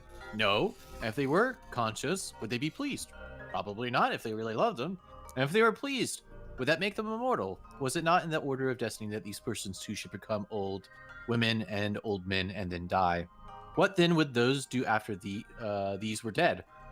And basically, he's kind of making it like, are we really giving a perspective to the dead, to the skeletons of the people we're talking about? Mm-hmm. And if not, he kind of made a joke, which is, I think, one of the funny things about this. It says, would not the skeletons look at the humans and say, all this foul smell and blood in a bag? Right? So, like, that's the joke, right? Like, if are we really going to give a skeleton a perspective on the living right here? No, they don't care. They're gone. But All right, welcome back. Did I make a funny? You made a funny about blood bag. No, I was just describing my opinion on like the actual 37. I know. Basically, he's trying to say, are we really trying to give a perspective, a conscious to the dead? Because he's like, and that's why he's like, wouldn't the conscious of the dead be like, look at these humans, they're fucking disgusting looking and full of blood. Wouldn't they also be like, dude, what are you doing here? Go live your life and then come join me when you die. Well, I mean, yeah, I mean, that was one of the questions, right? Which is why I think he ended in such kind of like a, I think it's a joke, but it's also kind of like an extreme thing of like, oh man, the living are so gross. They're made of meat. Yeah, they're meat. How do they communicate? With meat. They blow air through meat. And vibrate that meat. Sorry. Could I take it as a context for time as well? I mean, could I take it as should not tress around time? Tress around time? I'm not exactly sure. I'm not sure what you're trying to describe, Fracta. Continue like trying to describe it, and we'll definitely get to it. What I'm talking, you could.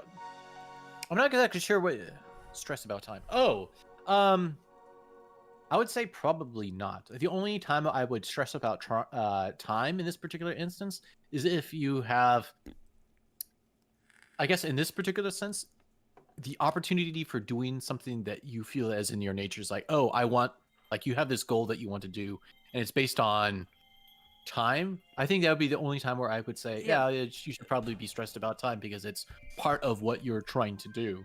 Mm-hmm. Like having a deadline. You have a big project, there's a deadline, and you have to finish it by then. A little bit of stress goes a long way to make sure that you stay disciplined and do your job in a timely manner. No, it's all right, Fracta. I have crippling dyslexia, Kakjik. Actually, I gotta... Let's see. Wait, do I have that kek anymore? Oh, no, my gift sub right out. It was actually really funny. It was Princess Peach from Super Mario World, where she comes out of Bowser's thing, and she's like wiggling her arms and just says, Kirk! That's adorable. I have another one. It's a GIF where it just shows the image of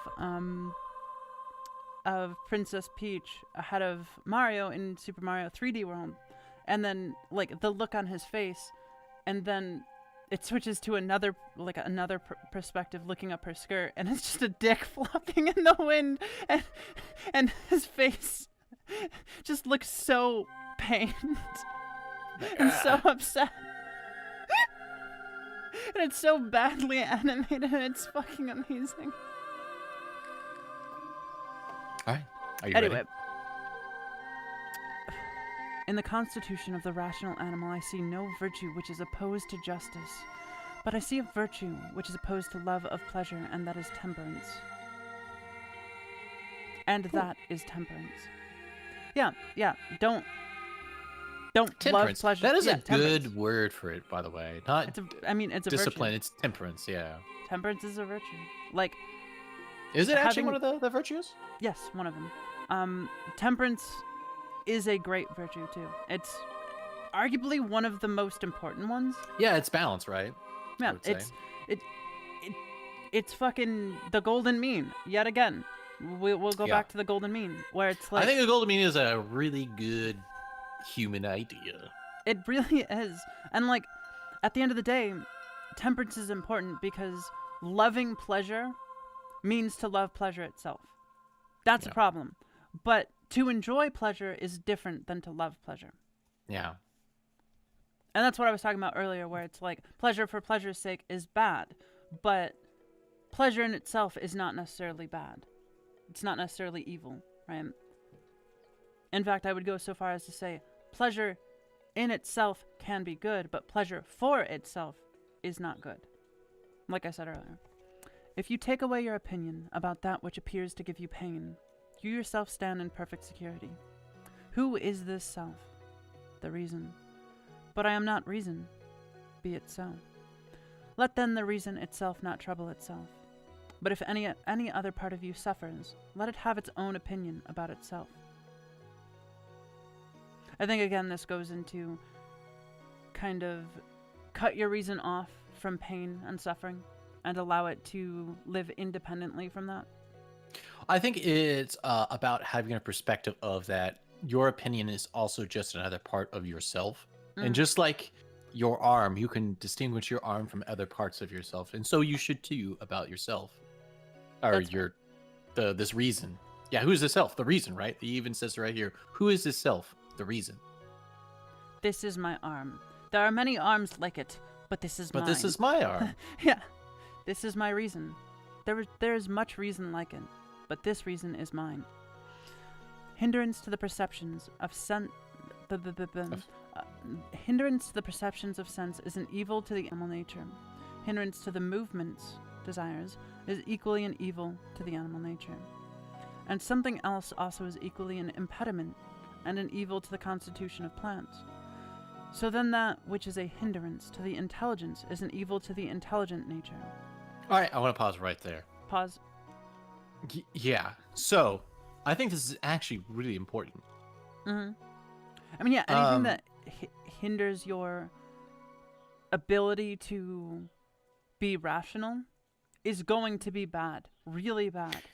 Yeah, so I think no. I think this is way more important, or at least this perspective is way more important than we may be thinking about, because it starts off with hindrance to the perceptions of sense is an evil to the animal nature, and pleasures, right, to equal to the animal nature.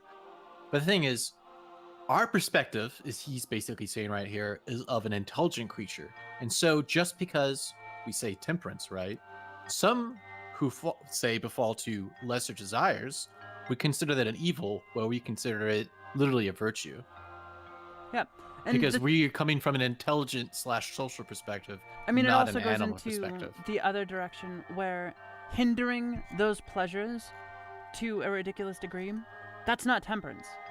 That's going on the opposite side. And that is the same kind of hindrance that is evil to your own nature. Because you still do have an animal nature. And to listen to that, not allow it to control you, but to listen to that and control it is part of being a rational being. Anyway, Shep, I just wanted to say I think this is actually really important.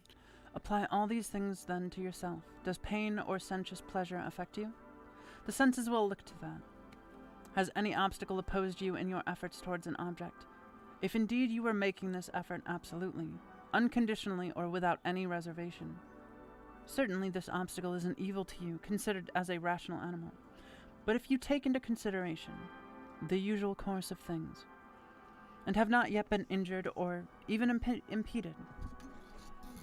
The things, however, which are proper to the understanding no other man is used to impede. That's some weird fucking wording.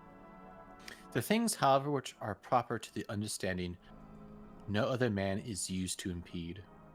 For neither fire nor iron nor tyrant nor abuse touches it in any way. Okay, there should have been I get it, there should have been a comma there. The things, however, which are proper to the understanding no other man is used to impede. For neither fire nor iron nor tyrant nor abuse touches it in any way. When it So you has stop been at like the reason again. Yeah. When it has been made a sphere, it continues a sphere. So there was multiple parts to this. I think this is actually rather large. I think this is a very important perspective to take because there's been a lot of arguments of like, what we are as humans, right? And I think there is a scientific view because we can look at ourselves, right? And like we're animals, right? We have these instincts, we have Absolutely. all these things. Why would we hinder that in any way when I think that's taking out the human perspective of the situation, saying, no, we're humans, we're rational, we have these things. And so we should be doing different things. And I think that's where a conflict is happening right now for a lot of people. Absolutely. A lot of people are treating themselves as if they're animals. Fucking furries. Yes. Fucking Well, furries. no, by I'm animals, kidding. but I mean animals in I'm obviously goal. joking about the furries, but animals in goal, yes. Yeah, The animals in hedonistic- goal. I think that's a really thing. I would go so far as to say the hedonistic perspective is one of an animal, not a rational animal.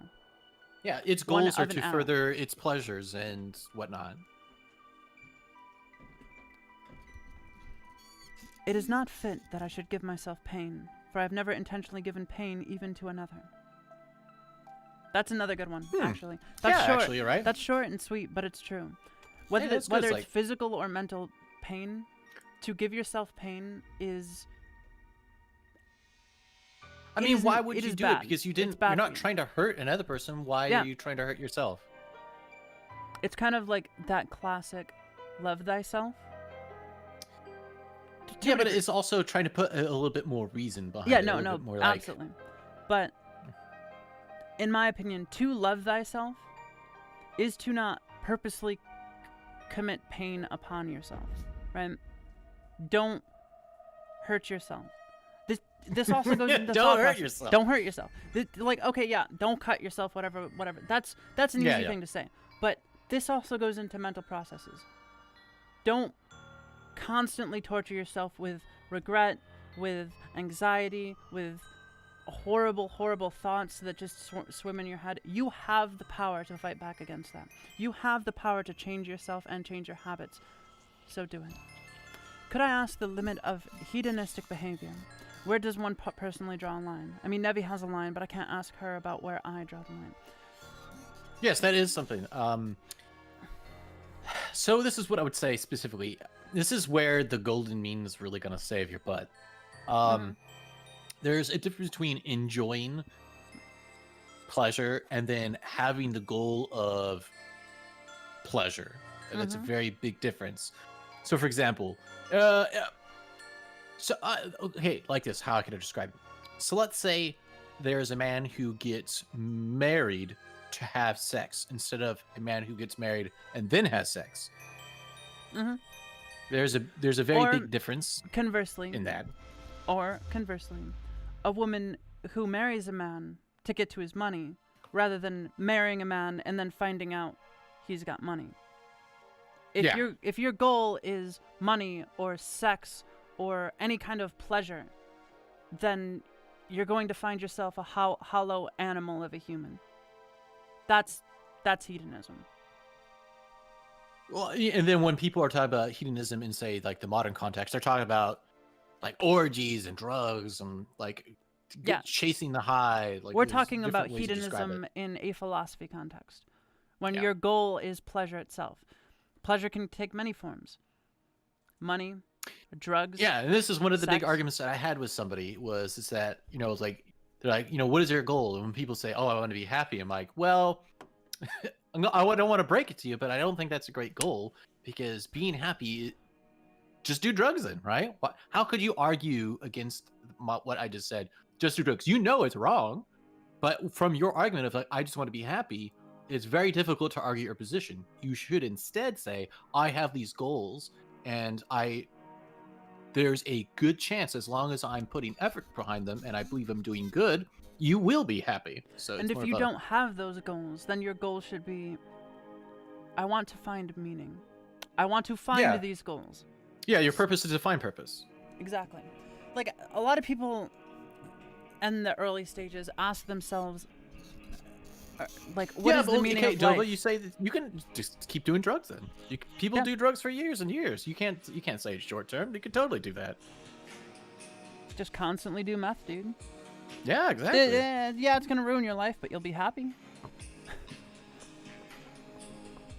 Anyway, different things delight different people, but it is my delight to keep the ruling faculty sound without turning away either from any man or from any of the things which happen to men, but looking at and receiving all with welcome eyes, and using everything according to its value. I actually like that.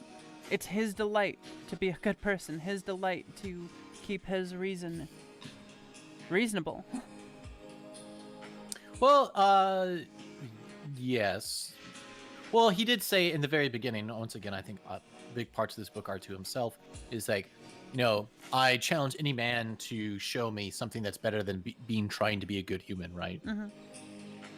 And then he also then gave that challenge to the person, I think, reading the book, is that, hey, if you can find something that is better than trying to be a good human, do it. Go for it. Just make sure you understand what you're doing before you do it. Exactly.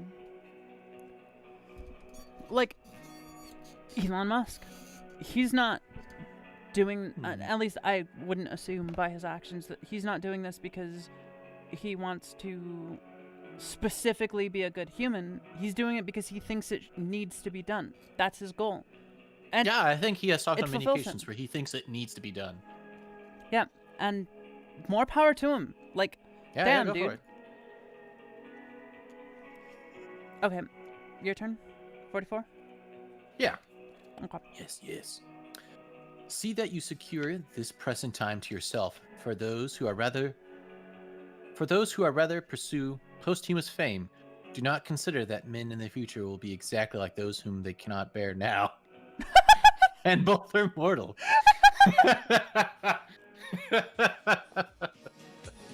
That's funny.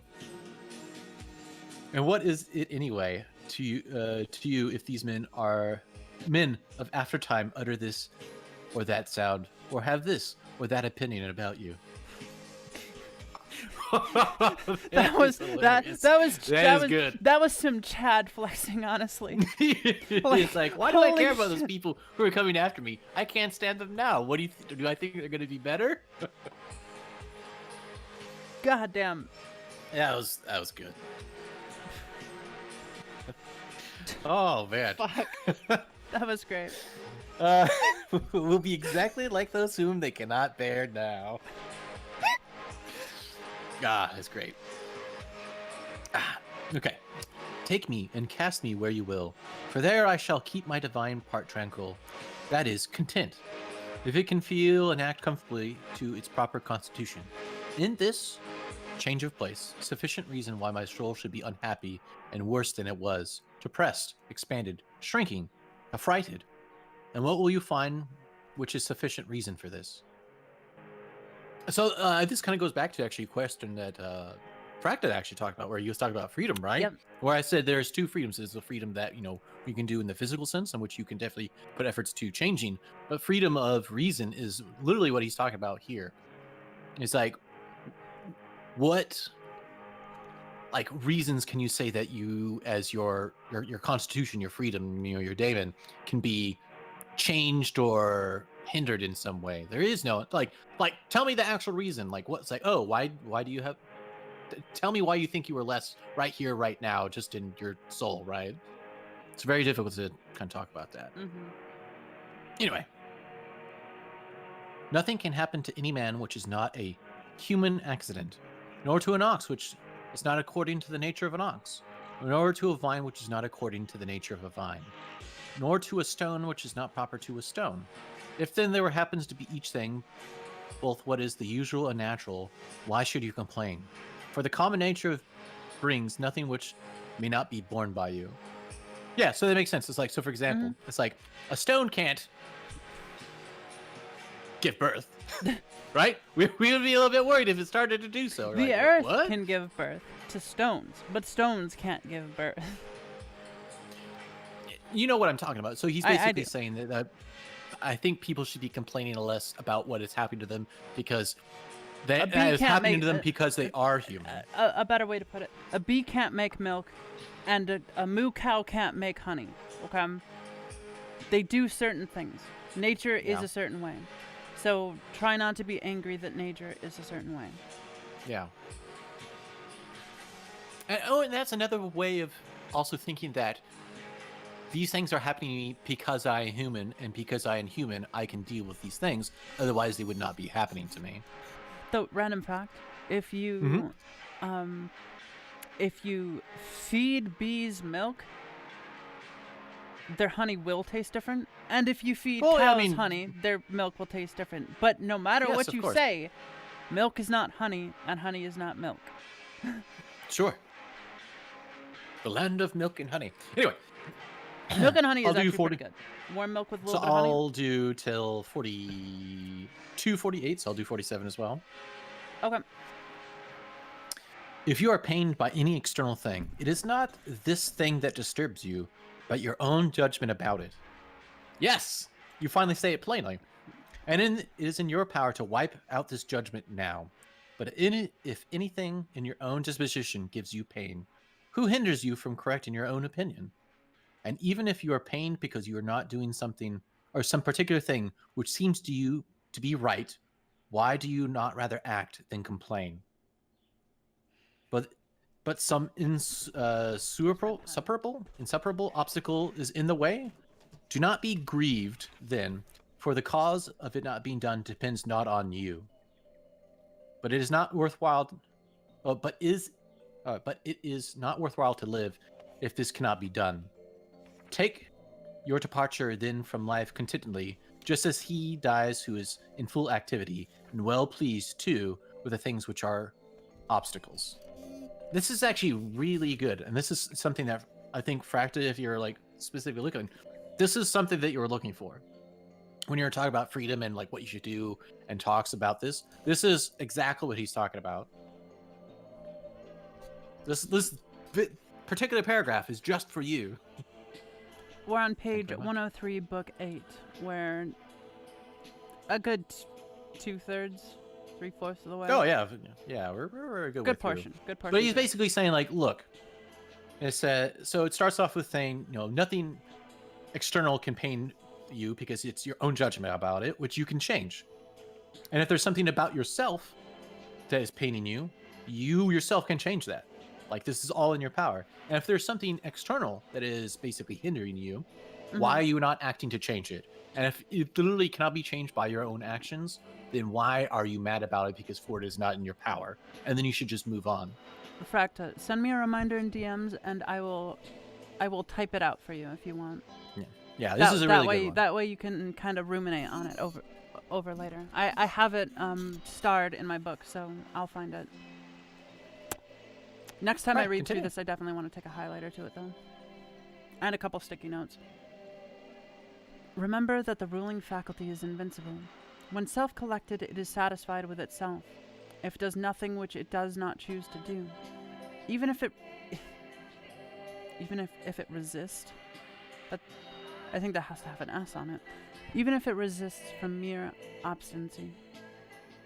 What then will it be when it forms a judgment about anything aided by reason and deliberately? Therefore, the mind which is free from passions is a citadel. For man has nothing more secure to which he can fly for refuge, and for the future be inexpugnable. Fucking. That is kind of What is expugn? That's not expunge. What is your? Yeah, it's not expunge. So I'll look it up.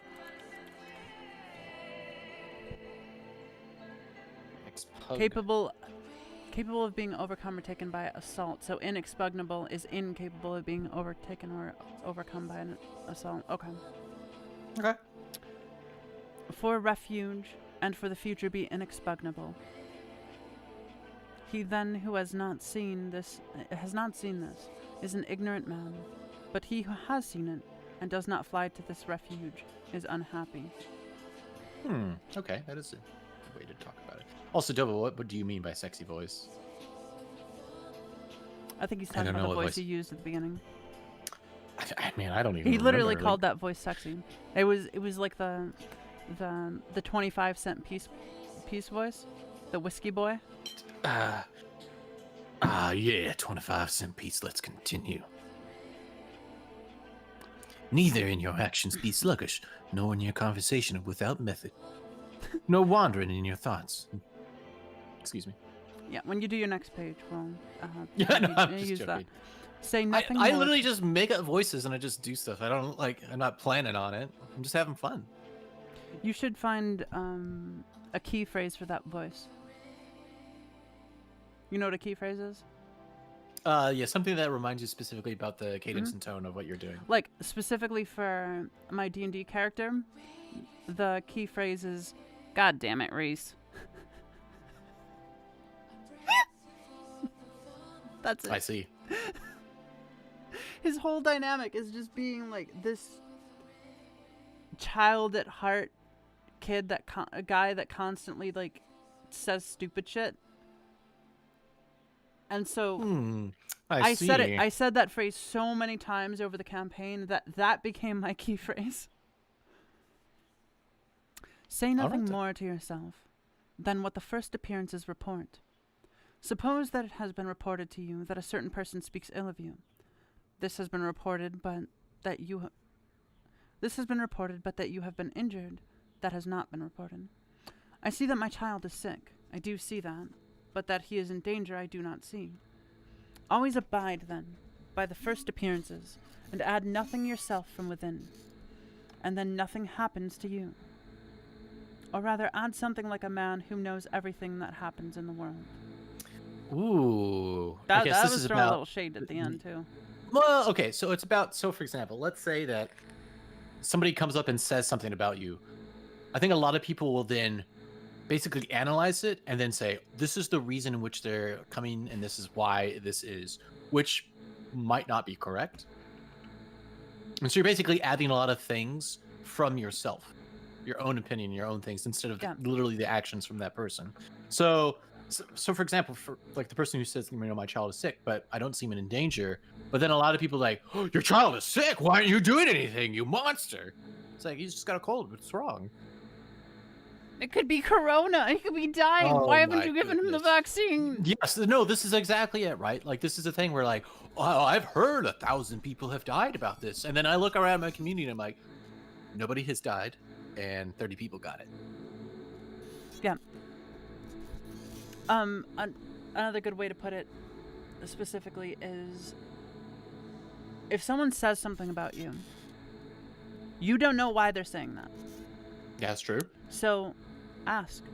Be cordial. Be nice. Be polite. Be a social animal and ask. Ask. Just ask. And then they will explain it to you to the best of their ability. You know they will, especially if they're vindictive about it. They will, to the best of their ability, try to explain it to you. And you can take one of two actions there. You can either ignore it, or you can try to debate it in a cordial, polite tone. Very simple. Oh no, this is you. I'm done. Well, I'm on 50? Oh wait. Oh yeah. I'll do 50 and 51. And then I will do 52 to 57. And then you finish off? Yeah, sure. That looks good. Okay. A cucumber is bitter. Throw it away. There are briars in the road. Turn aside for them. This is enough. Do not add, why were such things made in the world? For you will be ridiculed by a man who is acquainted with nature, as you should be ridiculed by a carpenter and shoemaker if you find fault because you see in their workshop shavings and cuttings from the things which they make. And yet they have places into which they throw these shavings and cuttings, and the universal nature has no external space. But the wondrous part of her art is that she has circumscribed herself. Everything within her which appears to decay and to grow old and to be useless, she changes into herself, and again makes other new things from these very same, so that she requires neither substance from without nor wants a place into which she cast that which decays. She is content with her own space and her own matter and her own art. That got pretty poetic at the end. Yeah. I still think the whole entire thing where was it? The whole entire thing where it's like, it's like this one particular thing about man being cut off, but then also being able to come back. That was a a beautiful analogy. That was a really beautiful one. Yeah. I gotta go back and star that one for later. Yeah. Neither in your actions be sluggish, nor in your conversation without method, nor wandering in your thoughts. Nor let there be in your soul inward contention, nor external effusion. Nor in life be so busy as to have no leisure. Suppose that men kill you, cut you in pieces, curse you. What can these things do to prevent your mind from from remaining pure, wise, sober, just? For instance, if a man should stand by a limpid, pure spring and curse it, the spring never ceases sending up its drinkable water. And if you should cast clay into it, or filth, it will speedily disperse them and wash them out, and will not be at all polluted. How then shall you possess a perpetual fountain, and not a mere well? By forming yourself hourly to freedom, conjoined with contentment, simplicity, and modesty. All right. So I think this is more of an exercise in which he is describing what he uses to keep himself pure. Yeah. Let it flow. Let it flow out of you. Let it flow, baby! Let it flow, let it flow. Get some beer up in this bitch. Jokes aside, though, it's pretty simple and yet complex at the same time, because it's easier said than done. But, Yes. But if it was easy, everybody would be doing it. it's true that nothing can stop you from thinking. Nothing can stop you from... Well, I mean, other than physical decay, but then you're already gone at that point. Yeah, and that doesn't matter. That doesn't matter. Fucking death. It's just death. Who cares? I mean, everyone cares, but that's not the point. The idea is that nothing can stop you from thinking certain thoughts, right? Or believing certain beliefs.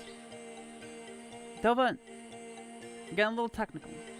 You are a rational human being. You believe what you are doing is good. Others do not think so. They will ridicule you. They will not attack necessarily. you. Well, I'm giving an example. They will ridicule you. They will attack you. They will hurt you. But they cannot stop you from thinking these thoughts. They cannot stop you from feeling tranquility inside for being a good person. No, don't punch them, Dova. That is not the answer. You need to stop being such a Scot. Jokes aside, though, that is not a good answer. Violence is only really an answer in a self-defense situation, in my opinion. Well, you don't want to escalate the situation. Pathetic. Okay, Sith Lord. No, I don't. Now, see, I just think they're misunderstood. Excuse me. I actually do. I agree with you. I think Sith Lords are heavily misunderstood because they've got some good reasons to be doing what they do, and Yes, on top of that, they improved the living position of almost the entire galaxy. So just saying, like, they brought about results. No matter what you say about them, they brought about results. The Jedis didn't. So, yeah. Anyway, moving on.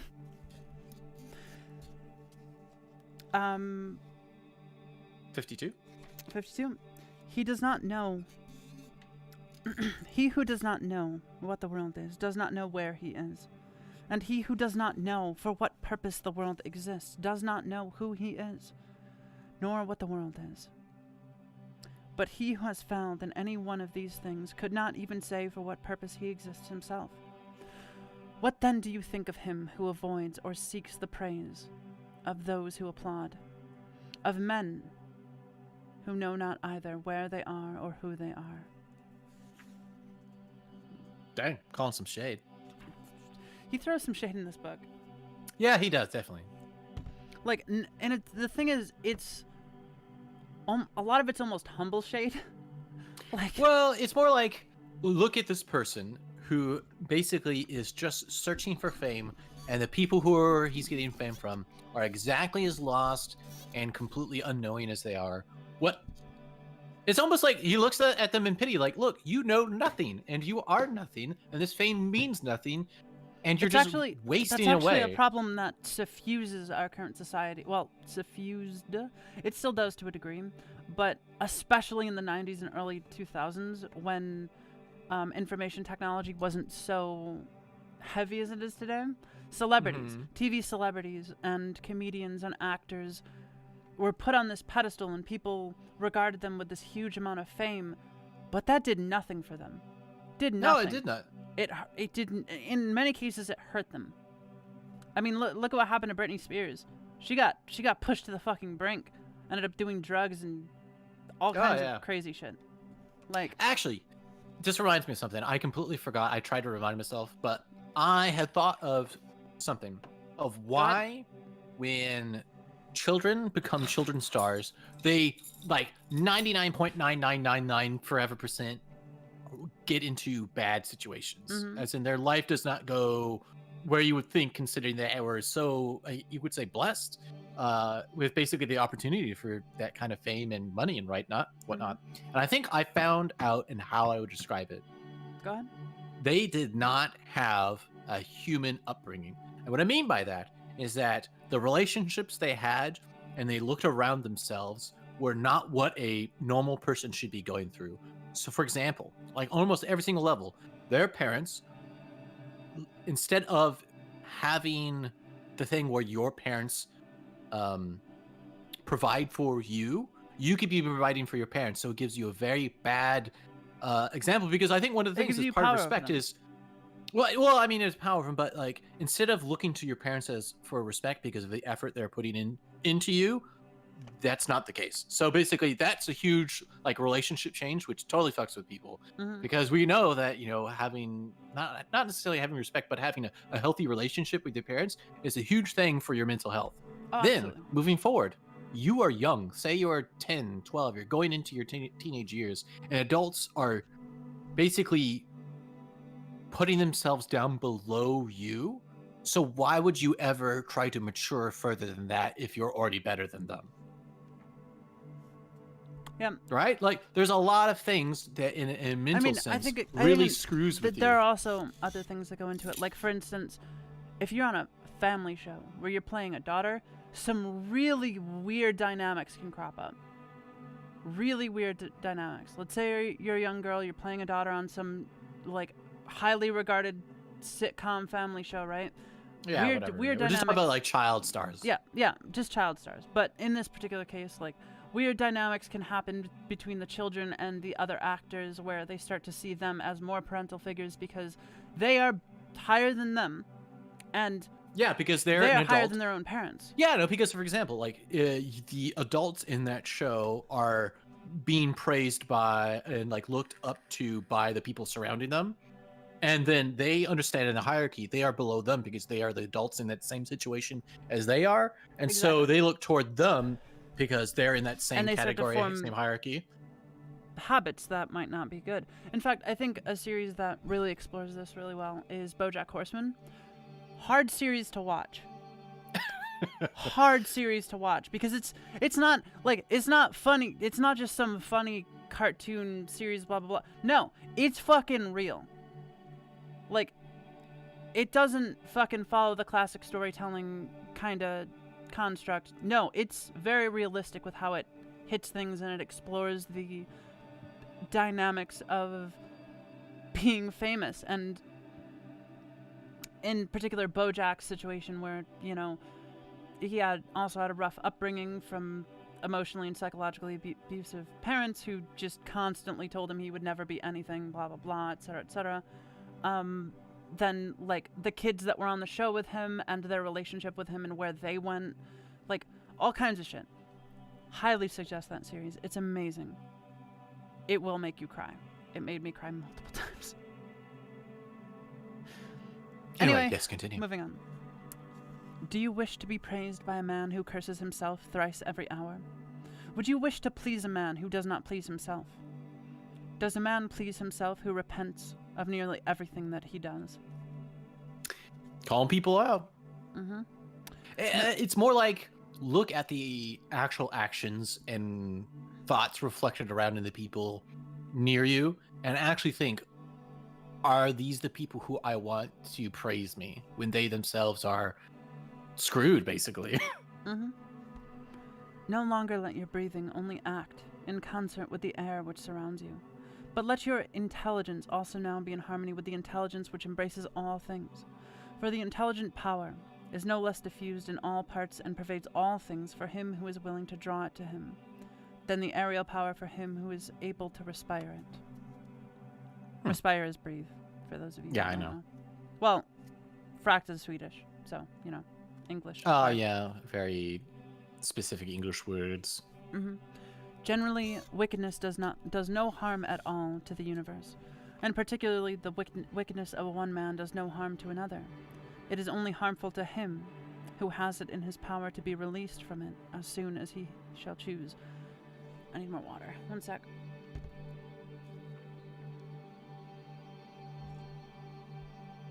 Oh, that's good. Much better.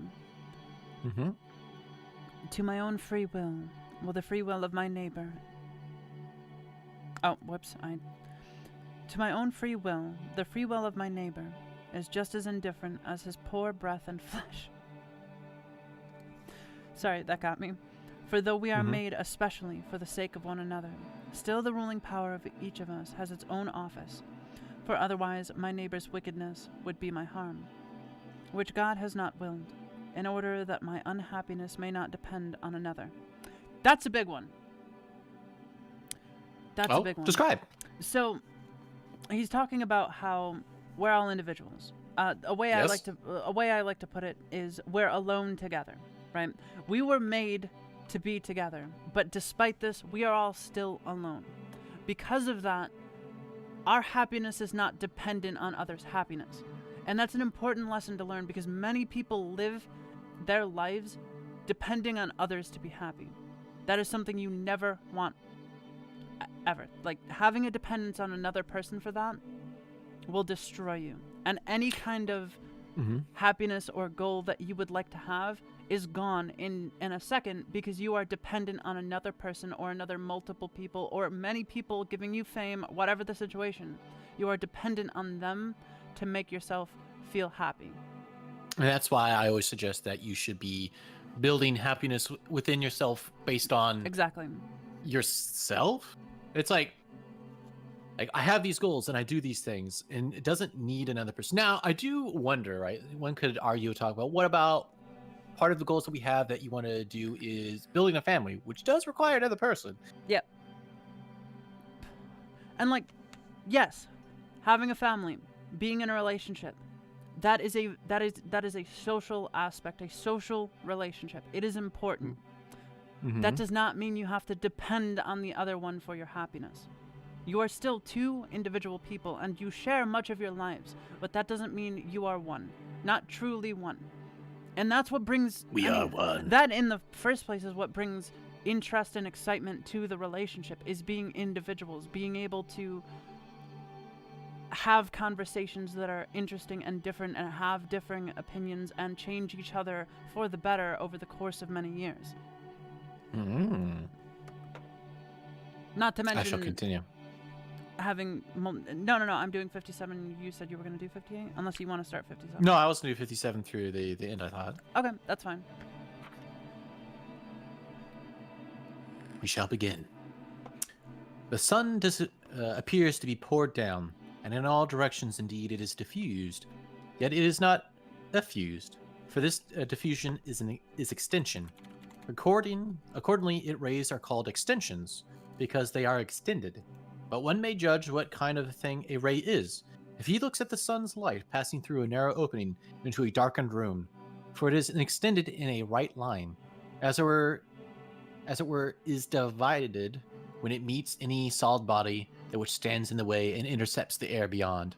One sec. But then, yeah. I do want to say, for those of you that don't know, effuse is to spread out loosely or pour out or radiate in a loose manner. Yeah, but he's saying that it doesn't Do extended. that. It's not effusing, right? It's different. It's And I just wanted to put context on that specific word. Okay. Thank you very much. Mhm. It's divided when it meets any solid body which stands in the way and intercepts the air beyond. But there the light remains fixed and does not glide or fall off, which would be if it was poured out, right? Like water. Such then ought to be the outpouring and diffusion of the understanding, and it should not be in no way be an effusion, not in it, but an extension, and it should make no violent or impetuous collision with the obstacles which are in its way, and nor yet fall down, but be fixed and enlighten that which receives it. For a body will deprive itself of the illumination if it does not admit it. That's a Good nice night, way of York. thinking about it. Sleep well, York. I think that's a rather interesting way of thinking about knowledge. Mm-hmm. I mean, in classical mythology and ideology, much of knowledge is considered a light, right? A light in the darkness. Yeah. It sheds light on the unknown.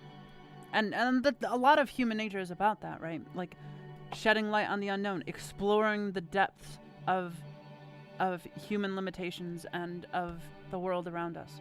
It's in our nature to some degree for many of us. Yes, Curious George. I don't know, I fucking love that show. Oh, I like the books. The books were also really good, but the show had a really good soundtrack. My goodness. Dude, they were good songs. Keep Curious George OST, man. Maybe I'll go listen to it afterwards. Oh my god. Shut up. He who fears death either fears the loss of sensation or a different kind of sensation.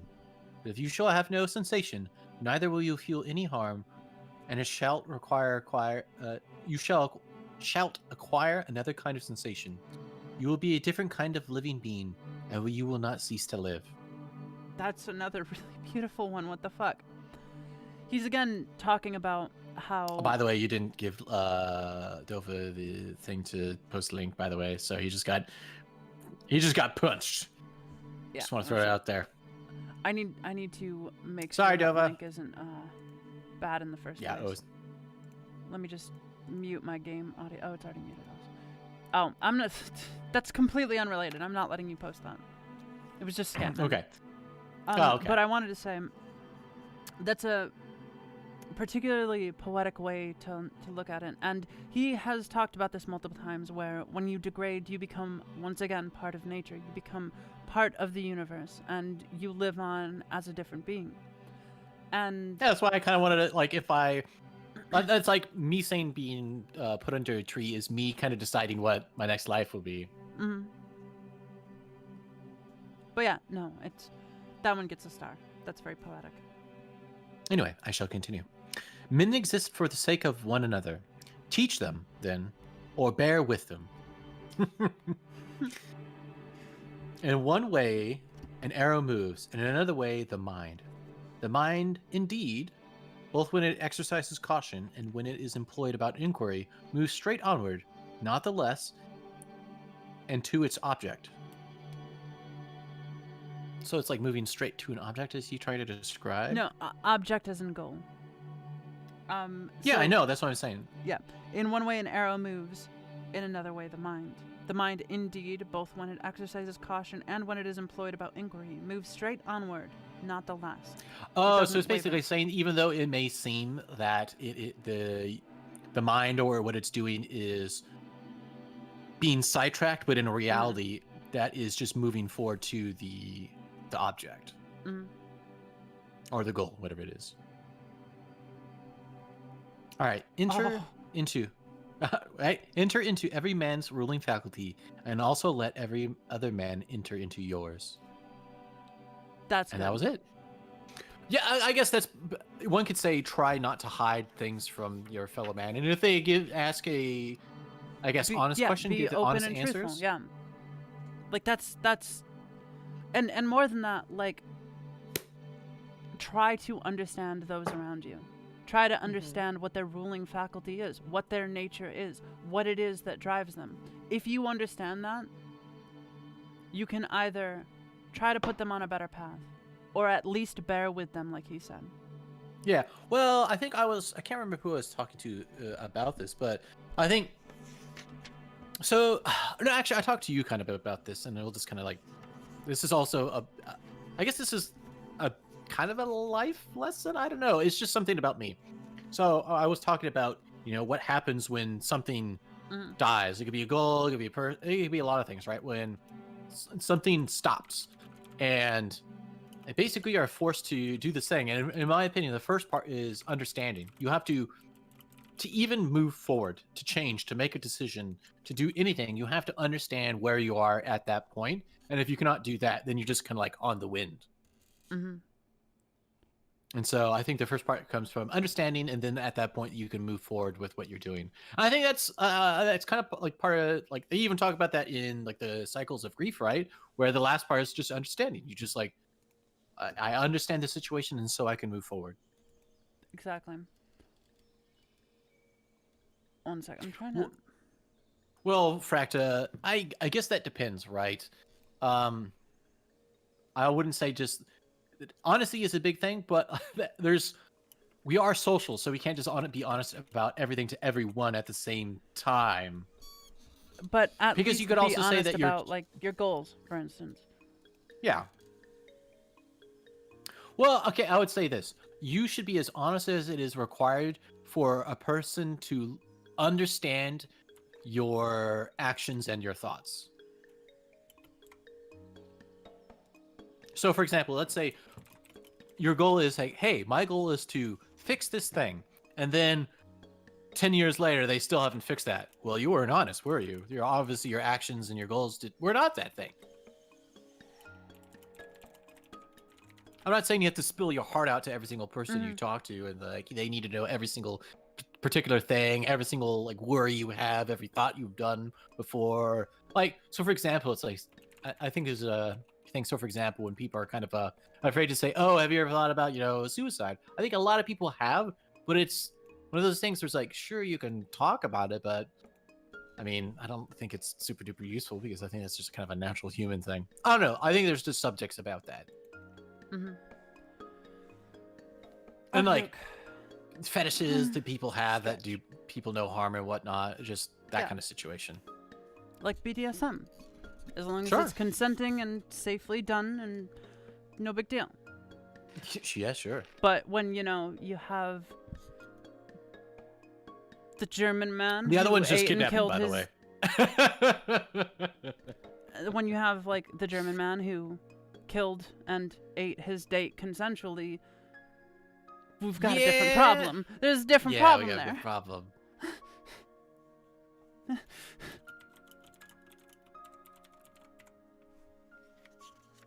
All right, and Dova, that is very rude, but you are free to think that. Yeah, I agree. Nevi's stupid. Hey, that's mean. You can't say that. No, I'm just trying to enter into Nova's ruling faculty, and he's entering into mine. I'm just trying to understand. No, you're just blindly accepting it. That's different. That's completely different. He has shown the truth to me, and I am changing my opinion. Stop gaslighting me. I'm not stupid.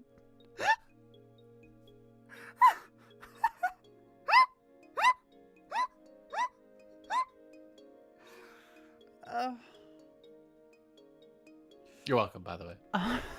For what? No, I'm just saying, you're welcome. For what? Everything, your life. You live by my will. My apprentice. No, I don't. I live by my will, bitch. Do you not remember why you are here? Because I want to be here. Oh my goodness. You're not going to laugh at my jokes! You suck, Debbie! Because I want to be here. Do you not remember why you are here, my young apprentice? To sow chaos. Because you told me there'd be pussy in it for me if I joined you. Sure. But yeah, no, we are hitting close Actually, to the that's hour not mark. completely inaccurate. Now that I think about it. Because he was just trying to keep together with fucking what's her name. What were you talking about? Never mind. You don't get it. Sure. He was in it for the pussy. He was legitimately in it for the pussy. Oh, okay. So let me read some stuff because Fresh was talking about. So Okay, go ahead. How am I supposed to be? I mean, I could be cold one way. Example: girlfriend asks me what I think of her decision on something. I answer it cold, like I hate it and think you're stupid. What? Okay. Okay. So in that particular case, so this for example. Okay, when somebody asks you a question, and they dislike your answer, that is their fault, not yours. To be fair, I don't think the answer should be, I hate it and I think you're stupid. Obviously, a good way to go about it is to be social, cordial, polite. Yeah. I so, for personally example, don't let's say think that that's you the best course of action for you. I don't think you So, for could example, let's say that you know the answer and your heart of hearts is going to not go over well with them. Let's say, like, so for example, I think this is like a lot of like political stuff. So one could say that somebody asks your opinion on something, and I think it's part of your duty, especially these days, is that you need to be honest about your views, where you're coming from. Mm-hmm. Part of that is coming at it in a way that is understandable to them in a way. So for example, like, I know my opinion about this. It's not going to go over well. I shouldn't be just rough about it. I should explain the reasons behind it. And if at that point they still cannot, don't shitpost. And if they still cannot at least come to an understanding of saying, I can see how that person got to that place, and they're just like, you're a fucking idiot, blah, blah, blah, blah, then that person isn't really worth your time at that point. Yeah. If they can't even do what you are willing to do for them, then what are you even doing? I mean, yeah, at that point, if they're just gonna shitpost on you, I mean, I don't see a reason why not to shitpost back on them. But yeah, so that is my opinion on that. So like, I guess that's also another way of why language is also important when he's saying being able to cultivate a language of simplicity that's easy to understand. That's another way of being able to describe your ideas in a way to not just make people angry when you describe it.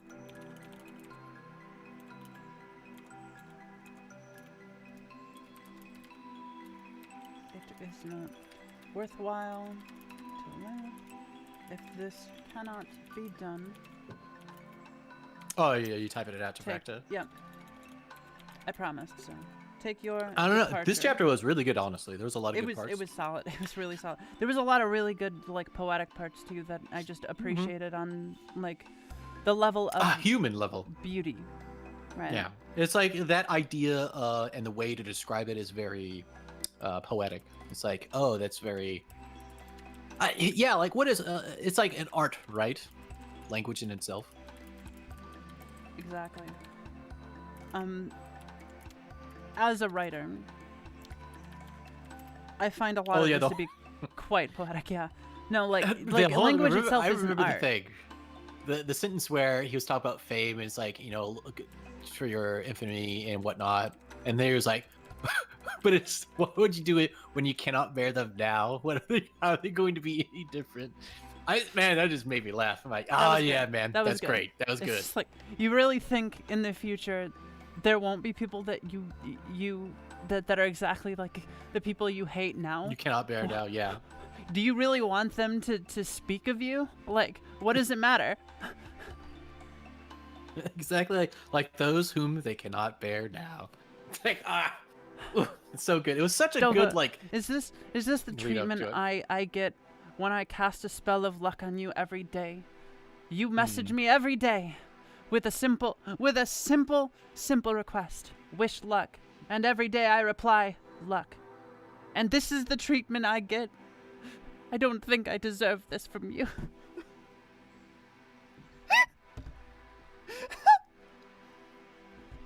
I'm just teasing.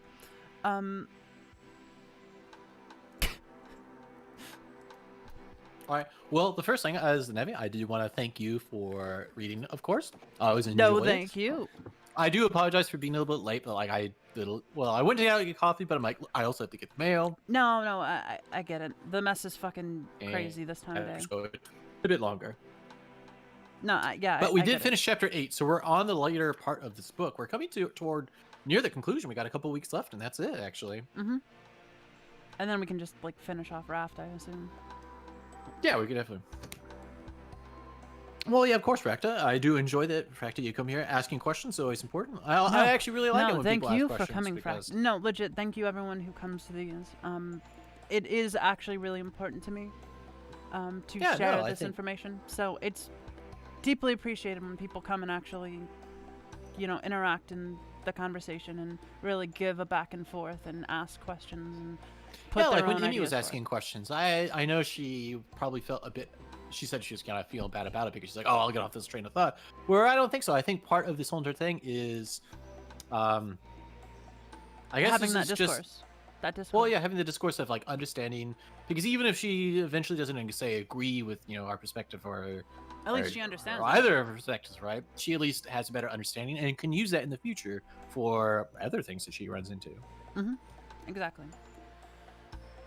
All right. With that, I think I will say thank you for coming, everyone. Stay safe. Keep hydrated. You have a lot to ruminate on tonight, so enjoy that. Yeah, of course. I also am going to be continuing reading, not of that book, but I have my Metro 2033, so I'll start. What? Are you gonna read it out loud on stream? That would take way too long. This book is literally like 400 pages. I don't think I can do that. It's a big book. It's a big book. I'm like more than halfway through though. It's a really good book. It's really good. It's really good, Lofam. It's a really good I'm book. sure. Oh, that's one of the things. It's like when Dova actually suggested, I'm like, actually, that's a good suggestion, Dova. I think I'll go do that because it's something that I haven't read. I think it's not. I think a lot of people have heard of it, so it's that thing where like, oh, I kind of already know what is it about. Where you didn't have to have a huge amount of explanation, and it's obviously it's been praised, so it's definitely a popular media. So like, hey, let's go do it. I'm sorry, Scarmuse, you came at just the end of the stream. We just finished Philosophy Night. Hello and bye.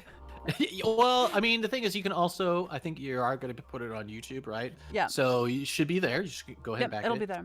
If you do have questions or if you wanted to start a conversation, I am actually going back through the videos and looking for comments. So I'll definitely try to interact with them as soon as I can. Or there's obviously the Discords with both Nevi and mine that you can continue this. So. But yeah, as far as Metro goes, I think a supplementary short story we should read afterwards is Roadside Picnic. It is the sci-fi short story that inspired Stalker, and I was going to say I know what that is. Inspired Metro as well. Yeah, and I think just a supplemental, like, hey, we should read this short story over a couple days because I'm pretty sure it's public domain. How big is right it, by the way? I will get back to you on that. Because if it's less than 100 pages, I would just read it out loud for people. Okay. All right. So, thanks for coming. Stay safe again. Keep hydrated. Remember, we have a Discord, so we do things there. Have fun. Secondly, if you enjoy these philosophy nights or you enjoy the streams in general, please feel free to share it with your friends. Yeah, I'm not huge into advertising, but I think these are the few things where I would say, this should be advertised. People do want to talk about this. Like, philosophy is a big passion of mine, and Lofam's, clearly. We're doing a stream about it. And not even just the philosophy. We're both trying to grow our communities. We want to interact with more people and enjoy our time with more people. So feel free to share the streams, his or mine. Well, I mean, I don't do philosophy on my streams. So no, but you do some comfy shit. That's the point. Yeah, I'm actually thinking about doing some old school RuneScape as well. So there's that. Old school RuneScape. RuneScape. RuneScape. I remember. Exactly. I don't know if I told you this, but I remember when I first played RuneScape as a little girl. My mom forced us to use a name that she chose, and it was Lego Burger. The reason for that isn't anything that you could ever imagine. It's because my brother was well known in our family for getting a tiny little Lego stuck up in his nose, which I never told them this, but I'm pretty sure it was because of me. I'm pretty sure it was because I was, like, using a slingshot with Legos, and I think it might have, like, actually just hit the floor and went up in his nose. I'm not sure. Always suspected that. And the second reason is because I once flipped out on my stepdad because he was eating my burger from McDonald's. And I was like, that's mine. I want my burger. And I just fucking went in on his ass, and him and my mother just laughed their asses off at me. So that became Lego Burger, the name of our RuneScape account. I see. Yeah. Little story for you. No, Little this is kind of a Nevi side situation because I'm thinking about it. I think RuneScape actually came in a really interesting time because it was definitely like its audience was teenagers, I believe, in my opinion. People who had enough access either in school or at home to have access to something that was free. And I think it's actually not bad because the kind of goal of the game is like it introduces you to a world. You are the one that makes the decisions of what goals you're going to do, and then you basically have to go do them, and you have to find out information how to do that. And I think those are actually kind of interesting or good things for a teenager to be doing. No, absolutely. I would agree. Anyway, they're just kind of a side thing. Yeah, Anyway. okay. So, yeah. Share it around. Share the stream. Share the love. We will see you next time. Stay safe. And we will now raid. Forum! Yep, we're going to raid now. Philosophy Forum!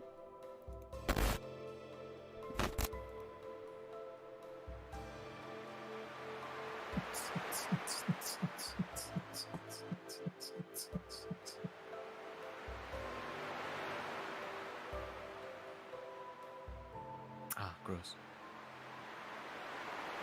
It's gross. I can't believe you raid people. Gross.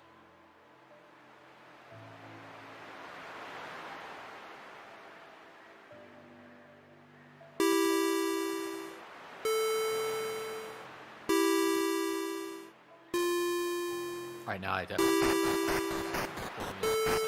Go on. Not small bladder, Lofam.